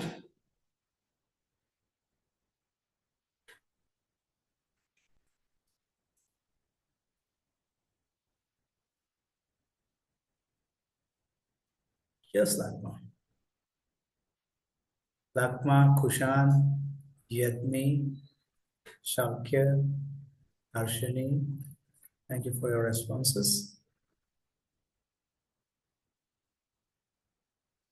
Yes, I love your idea, Mihiri. Yes, we have to be smart enough to read the others. Yes, this is the first principle. You are the reader of your own research. You are the one who knows everything about it. And you should be able to read the mind of the one who receives your message. And then only you can ensure what? Telepathic communication. You know what he knows, what he doesn't know. And then you simply let the right information in right terminology, in right dilution, you send it to the expected reader. Just Nadisha, you got it? Yes, Tarsha or Tarsha, it's about importance of deciding audience. It's not only about deciding audience. When you decide the audience, you know, because your research story is something within you. You should be able to put it into different parcels, different housings, different casings. And it should come in the right pack for the right set of audience. Well, so Januska, you got the central idea. Audience plays a major part in the research work. Yes. To whom you are communicating matters the first. So we'll move on and see what we are going to do. You were doing a bit of a baseline writing on your Moodle page. Some of you have done. I have seen that nearly 60 of you have written. Here we have about 50. And I'm inviting everyone to finish your baseline writing within this weekend. Because baseline writing is just to indicate in your portfolio where you were at the very point you were starting this year, right? We actually do not want to do a sort of an error correction, right? It is simply a communication diagnosis where you understand your own research and you write your baseline writing. We are not going to judge your text based on language accuracy, right? We actually use it for 2 purposes. First is to plan how I should navigate your planning process. delivery process. Second, it will be the first point of your portfolio where you know where you began, right? So what we look for is quite simply these 6 bullet points. Does the reader know the problem? Maybe in your baseline writing, you did not think of this. Does the reader know why it matters? Purpose. Can the reader see the purpose? Is the amount of technical detail appropriate? Does the order help the reader? Now, sometimes when you are addressing to a particular audience, depending on the audience, their order of information processing is different. Say, for example, journal editor would be simply looking at your methodology first. If it is a very precise, perfect methodology up to the standard of the status quo of the particular field, he will look at that. So when you're pitching to your reviewer, you have to try that aspect as a central idea. Is the expected contribution visible? So if you can simply bring these into your baseline writing, that is totally fine. If you have done your baseline writing, you are done. If you have not done it, I'm inviting you to write it and complete, because almost all assessment of your module happens through the Moodle activity you are engaged in, right? You can see the recordings there, you can see everything there, and your submissions come there, and in your portfolio, we will get those entries. We are creating an electronic portfolio on which your baseline writing will be one artifact, the first starting point. Well, and this is not an endpoint, I told you, it's formative. It's just for indicating the starting point. Now let me ask one question from you. You need to detect the difference between two numbers. What is your first step? You need to detect the difference between two numbers. What is the first reference you need?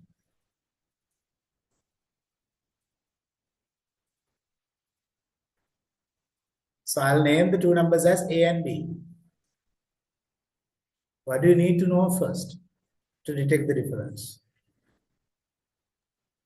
Characteristics of each? Perhaps something very simple. The unit of the number? Not that serious.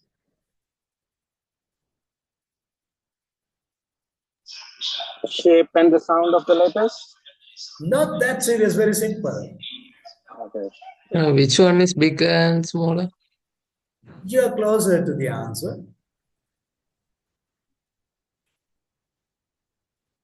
The purpose of doing. Maybe you need to know the starting point, right? Or the end point. Isn't it? If it is between the difference of 5 and 15, you have to detect 5, where 5 is. Or else where 15 is. To detect the difference, you have to have a reference line first. This reference line is actually what we have located right now. When you start your baseline writing, that tells what is your starting point. And in relation to that, we can look at where you're going to. Yes, Mary, where you're going to mark your journey, whether you are progressing forward, how far, right? We will not be able to make you a perfect research writer at the end of the 14 sessions, but we will be guiding you on what path should you drive to reach that destination, right? All right, okay. It was just a simple question, but let's move on. Now we are going to do a direct on-time revision, right? Now,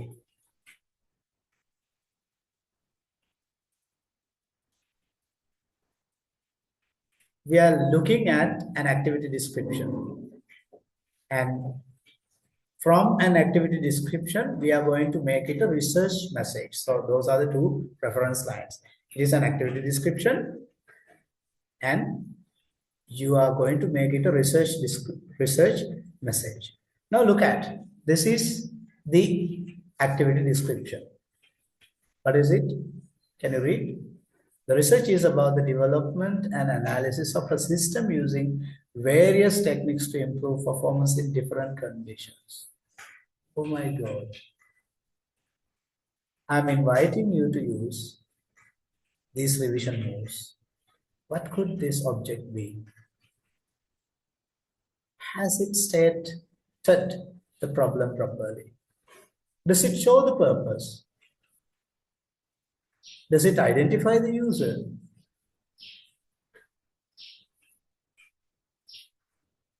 Has it got vague and simply not so meaning-making words? Now you see, improve performance, all right, different conditions. You see, these words are seemingly what? Awkward, and they make no actually a meaning. Now look at the revised paragraph or other sentence. Contrast. The study develops what? A low-cost monitoring system. You name the object. Then you state the problem. What is the problem? You need to detect early performance loss in small solar installations and show the purpose. It aims to help maintenance teams identify faults before energy output drops. Now, a research message looks like what you see in this after scenario. If you write something like what you do see in before scenario, it's not a research message. It's going to be just an activity description. So, in a research message, what are the salient milestones? We are going to detect what they are. In a clear research explanation, there are six moves. I'm inviting you to not to take notes, but to ponder about this and think in such a, what we call technical, such a scientific way as to how you deal with your communicative process with the research, with your audience. The first thing is, what is the context of your research? What area is this in? Now, if you go back to this, low-cost monitoring system to detect early performance loss in solar installation. So the area is solar installation. Well, the second thing is your problem. What is not yet solved? Go back. What is not yet solved is maintenance teams need to identify the faults, right?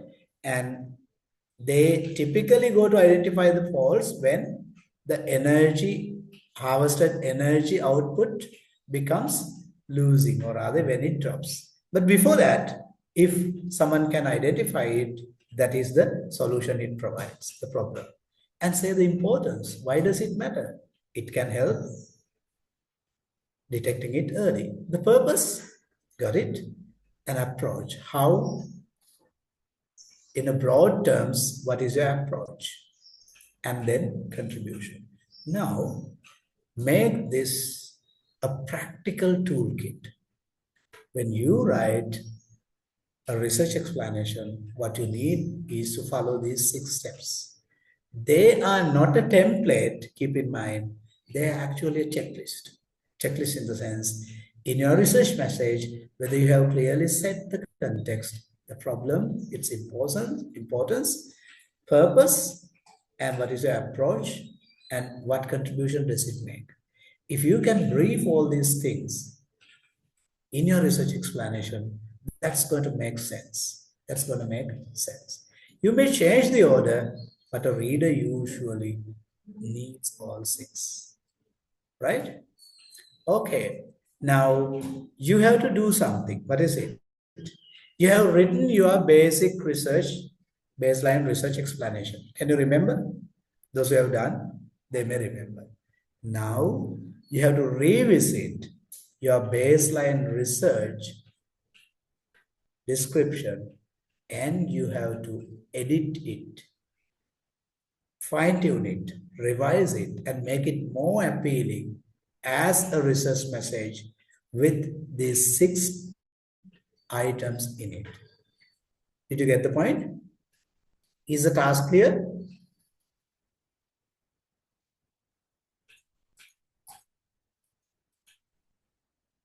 Hello, my dear friends. Let me know whether the task is clear. In the Moodle activity, you have done your baseline research description, right? If you haven't done it there, you must have at least written it somewhere else or typed it out. If you could not post it, revisit it and try to refine your own basic research baseline, making it a research message. You know what are the 6 steps that you have to follow. Revealing context, stating problem, importance, purpose, approach, and contribution. I'm sure you got the message. You got the idea. Is it clear? Now, I'll call it a break, but it's not a break. It's a working break. In this working break of 10 minutes, what you'll be doing is you'll be revisiting your Moodle and you capture your research baseline and you are going to convert, improve that into what? A more informed research message. And I'll keep not this slide, but this slide viewable so that you know what is a checklist. Or else you can take a screenshot of this so that you can harness, or rather you can fine-tune your own research baseline based on these 6 criterions discussed. Is it clear?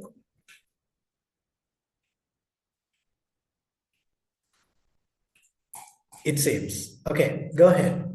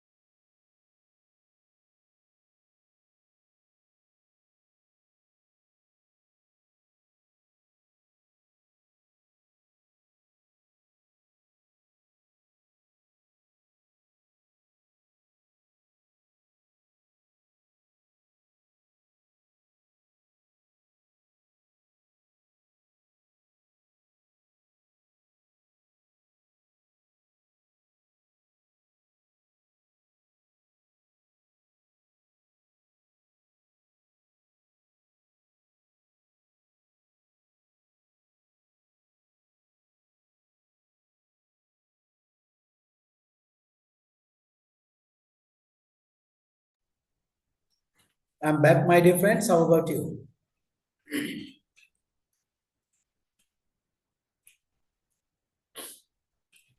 Are you working on?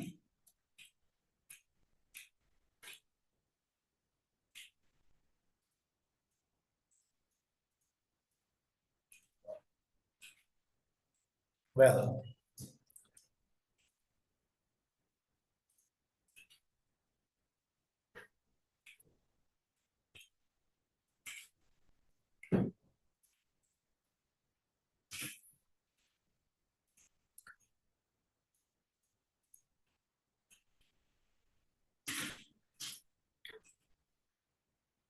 friends, are you there?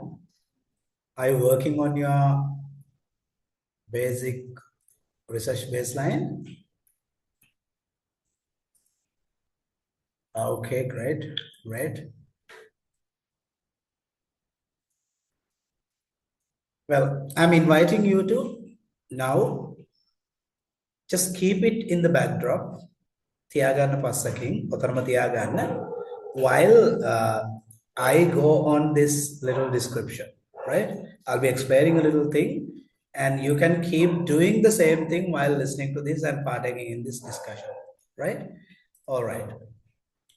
So, you know that when you write your research baseline, it actually is meant to not to your supervisor. It's not meant to a research paper. It's not meant to a journal. It's not meant for a grant, someone who provides you grants. It's not meant to common public. But you know that your research baseline is written for your fellow researchers to know. But these fellow researchers are from different backgrounds. One may be coming from engineering, the other may be from IT, the other may be from management, decision sciences, mathematics, architecture. They are coming from diverse backgrounds. So, there are certain things that you have to retain. What are the things that you retain? Core facts, the methodology, and accuracy of those expression, particularly on methodology, must retain. But definitions might need changing because you are not writing to a person of your own field. So that certain technical terms may need elaboration, explanation, or rather providing definitions. And there can be certain details that you can remove. What are they?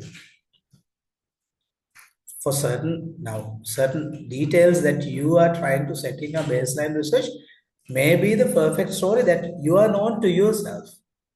But the audience does not need to know them all, so that you can remove certain data, certain information. And maybe you have to expand your write-up to make it appealing to the new audience, because you have to tell them why this problem matters, right? And what is move earlier? You have to tell the purpose, value, and central message. And the best thing that you should do is translating, particularly dense phrasing into clear technical prose. Now, translation is not from Sinhala to English, English to Sinhala or anything, but it is disciplinary translation. So you are writing it in your own jargon. Maybe highly mathematical, highly engineering, highly process engineering, right? Maybe highly algorithmic, right? So these dense phrasing of technology needs to be made to clearer technical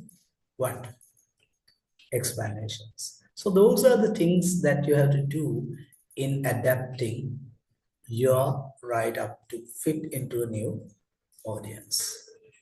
So with that, we are moving to a brand new activity. I'm giving you time. Now stop what you were doing. You can take time after the session, maybe for 2 days, to think of doing that. We are moving to the second 2-minute research exchange. This is given actually 25 minutes, but I'm not going to give you that much, right? This is a bit of an oral practice, right? So you have your own research idea in your mind, don't you? You do.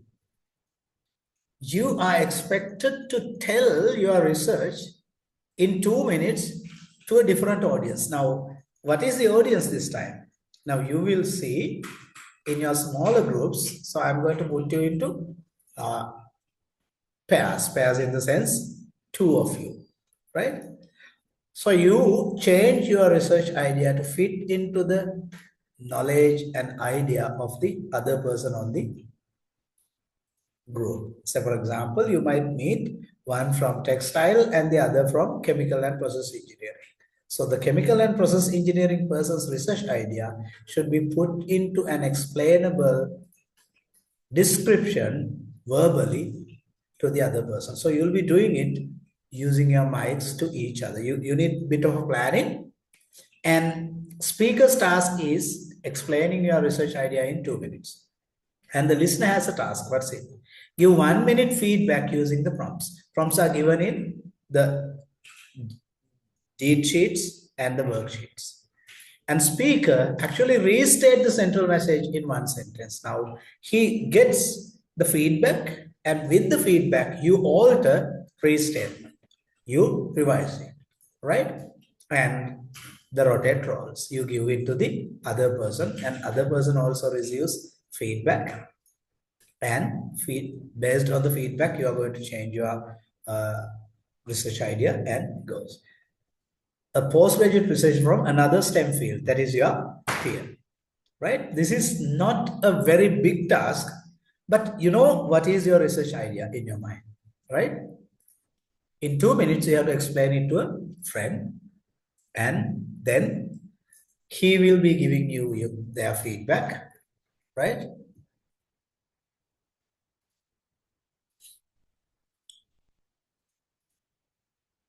All right. I'll allow everyone chat. I think I have allowed every participant can chat.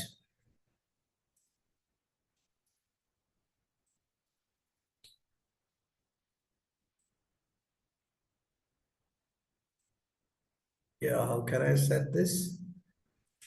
Everyone, right? Yes, Hari, it is set. Don't worry. Thank you for reminding it. So you are getting ready for that. Get ready with your own research idea, right? You two decide who is going to do it first, and then go along the rotation. You give your research idea in verbal form. Your friend listen to it and give you a feedback, and they all need to be marked in the worksheet, right? And you restate, fitting it, alter it based on the feedback you receive, and both of you complete the story, right? All right. So here we go. So how the listener should give the feedback? The prompts are given in your worksheets. Find them, right? So you have to carefully listen and say how you. Now, why we are doing this practice? Not just for fun, right? This is because this is how you should begin. You should start your dialogues with your peers, and then that will be improved into bigger audiences, maybe symposiums, forums, and so on, right? So we'll start with what we already know, our own research idea to our friend in the class, right? So you have to give a proper feedback, and feedback should come in your report as well. Everyone has to make a submission on this. Well, and then you do an individual revision, right?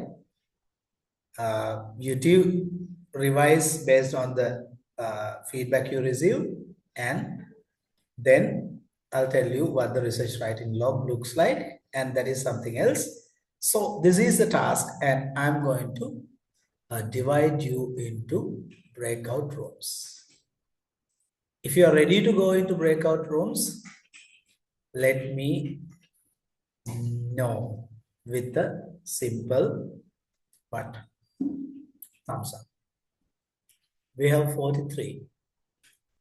43 in the sense 42. Maybe there are people who are on their 2 devices, right? Couple of you. If I know the number of people exactly in,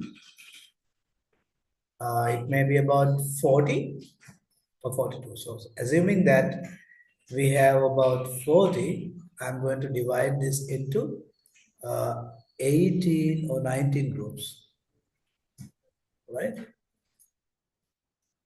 So if any of your group has third participant, don't worry, go ahead with the third member as well. So let me open all of your rooms. Excuse me, we have to fill our feedback in worksheet 4, no? Yes. Okay, thank you. Now, if I'm dividing this into, yes, I divide it into 21. Yes. Well, I'm going to open all rooms. Now you can join and quickly deal with your task and come back to the main room once it's done. Here we go.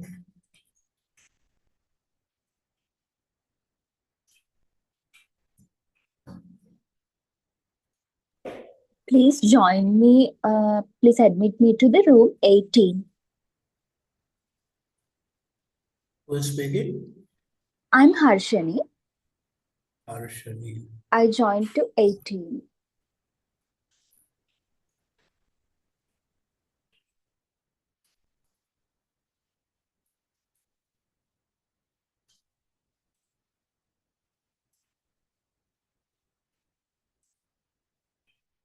Harshani, PhD chemical process, right? Yes. Your group is 18, right? Yeah. Okay, thank you.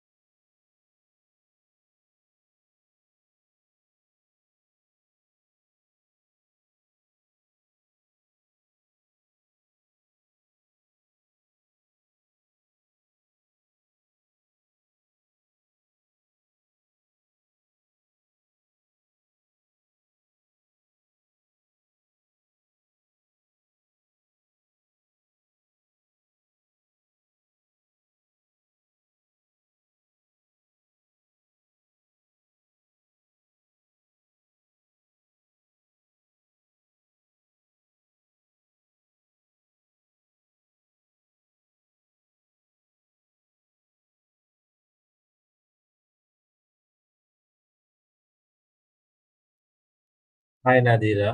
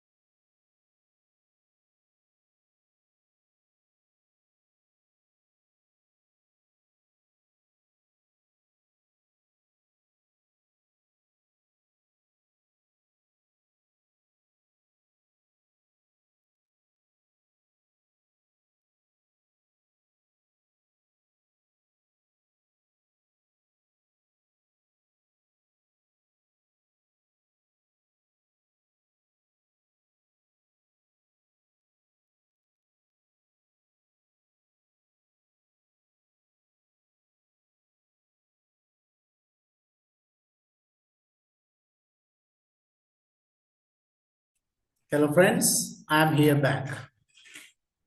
Are you there? Yes, we are here, and I'm having a issue. In the worksheet 4, it has a column in the table stating my keywords or short notes. So, hope we have to make notes on our companion's research explanation, no? Yes, indeed. It is on the And feedback. my Okay. feedback on my colleague, no? Yes. Now, And one in thing. the Yeah, don't worry. Now, I know that you didn't have enough time to, get the iteration done. But what we have done in the first day is actually a rehearsal of what we are going to do in future. So time management is a must. We need to stick to the time management aspect, and as well as hereinafter, I typically post breakout room activities, data sheets, and of course worksheets all in advance to your Moodle page. So I'm inviting you all to have a visit of them, have a glimpse of them, and come back. Everything that we did today actually accumulates to sort of a rehearsal, what we are going to do in our classroom. Now, I'm sure in this last exercise, you got a very self-sensitive situation where you try your best to convince what is your research idea to your friend. Isn't that a challenge? How did you all feel? Was it a challenge or was it easy? It was a challenge. Yes. Why? Can somebody answer? It's challenging to stick to that timeline and explain our whole explanation to the colleague. Well, different field. Because of Understand. the domains are different, and you don't know exactly how the other person might understand what you say. So the choice of words is going to be challenging. Perfect, Akila. And sometimes the technical terms differs due to the differences in the fields. Perfect. Go ahead, speak, please. Other one is the whole 2 years research data gather in 2 minutes and give the feedback. It's All right. Any other views? Now, this is typically what we call pressures, the realities in your own research field. You have a time limit, you have a word limit, you have an audience limit. All these limitations are there, but amid all these limitations, you need to function, right? You need to do it. So this is actually the challenge. දැන් හිතන්නකෝ මේ චූටි වෙලාවේ ඔයාගේ යාළුවත් එක්ක ඔයාගේ හිතේ තියෙන ඔයාගේ රිසර්ච් එකේ පුංචි අයිඩියා එක කියා ගන්න difficult වෙනවා නම් just imagine when you're communicating with a very brand new unknown context. So this is what I wanted you to feel by yourself, right? I wish that everyone who undergo this session understood how difficult, challenging, and you negotiate, you yourself experience what difficulties involved therein. Did you?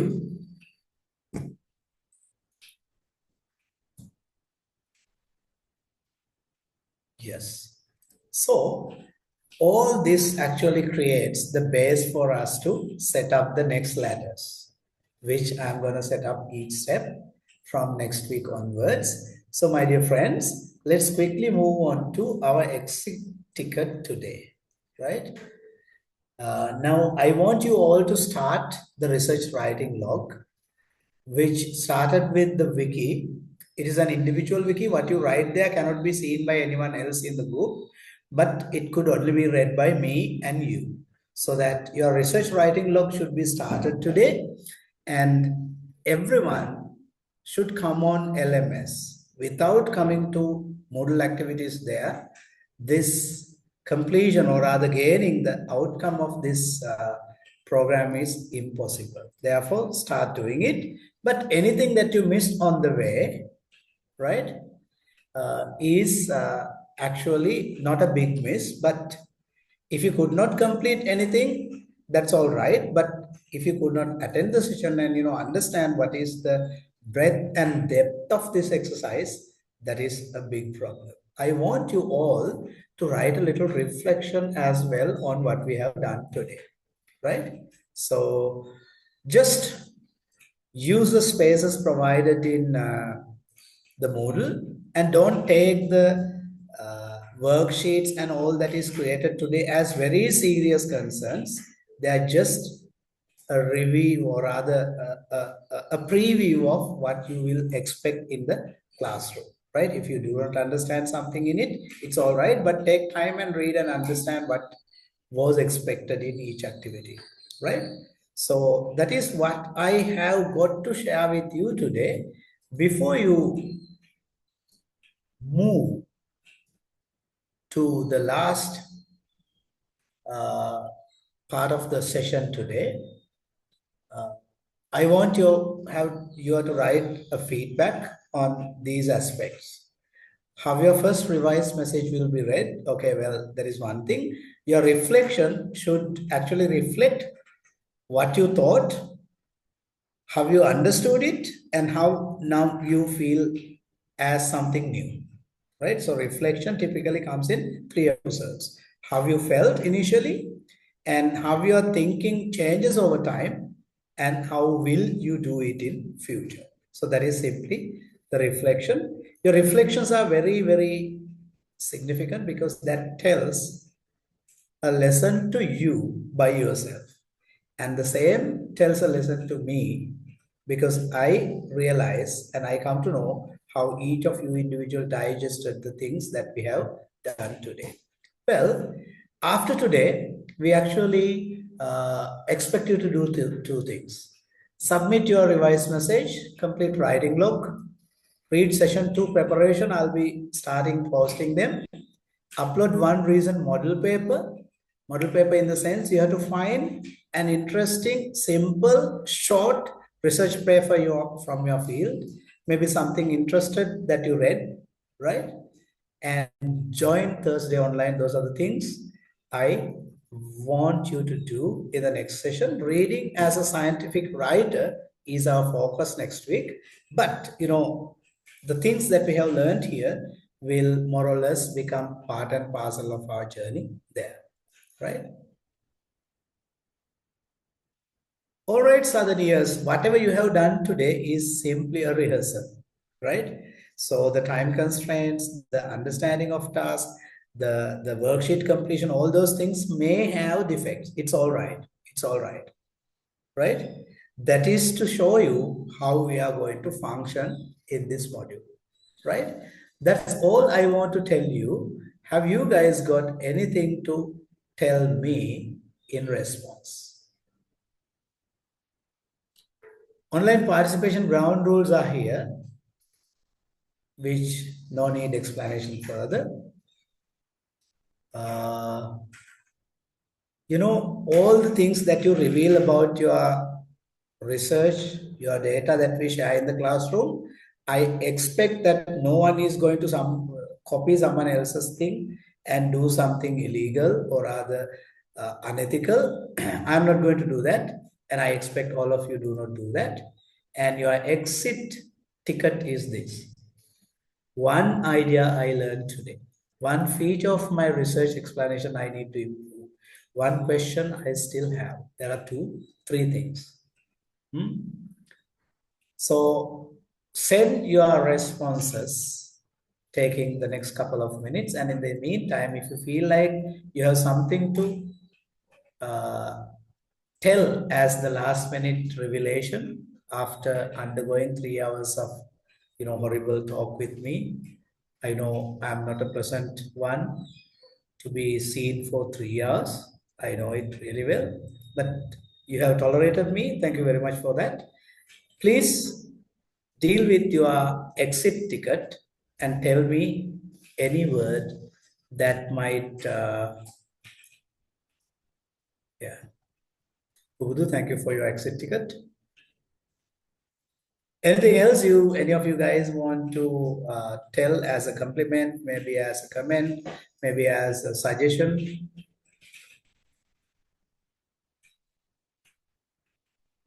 How did you all feel today?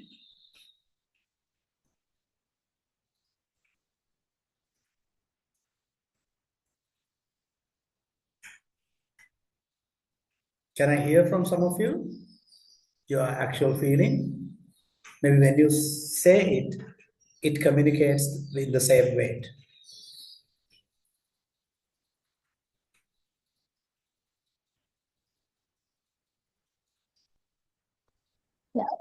Thank you for today's session. And we got the idea how sharply we have to explain our research to the audience rather than using a number of unnecessary words. And we thought and we learned today how we think critically and scientifically to explain our research idea and the results and all to the research audience, even to the audience with whom have no proper idea on our research field. Thank you for the explanation. Thank you, Harshini, for your kind words.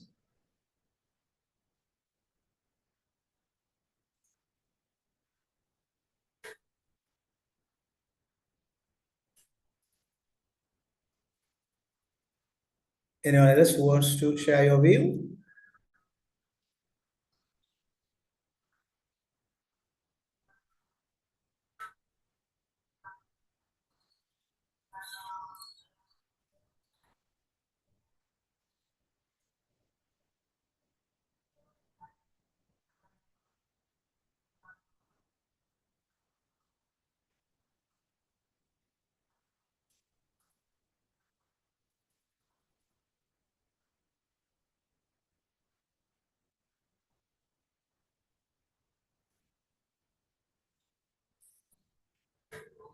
Thank you for your compliments, everyone who encouraged me with your genuine thinking. Well, with that, my dear friends, we can come to the end of today's discussion. I did not actually set a lot. I just wanted you to know how your audience becomes a very critical reason or other condition or other factor while you are developing your research communication act. So that's what I wanted you all to know. And I tried my best to make it engaging as well as, appealing to you all. And I know nothing about what you do as research because it's not my field. I'm coming from a humanities field, but luckily have a bit of a touch on STEM. Well, I think that I did something good to improve and, to make you feel comfortable with me to continue on the forthcoming 30 sessions. Thank you very much. Anything else? Keep posting your exit ticket on the chat.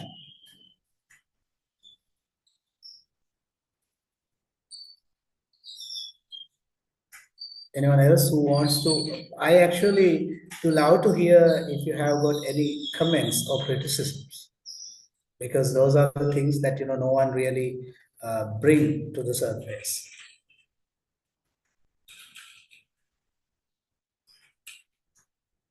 Tilanka from ENTC, yes.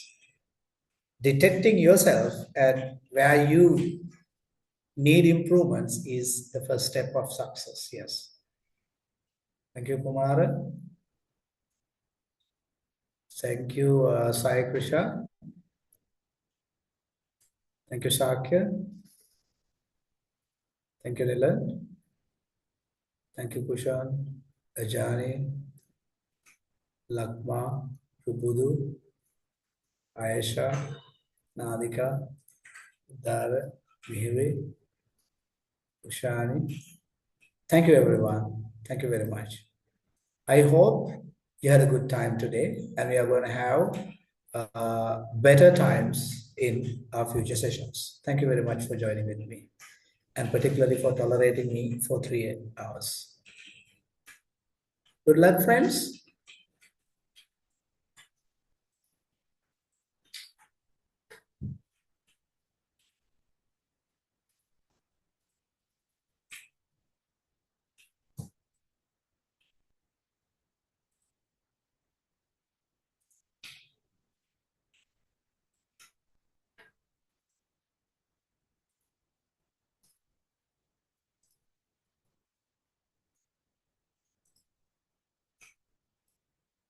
See you all with the same spirit on this Thursday.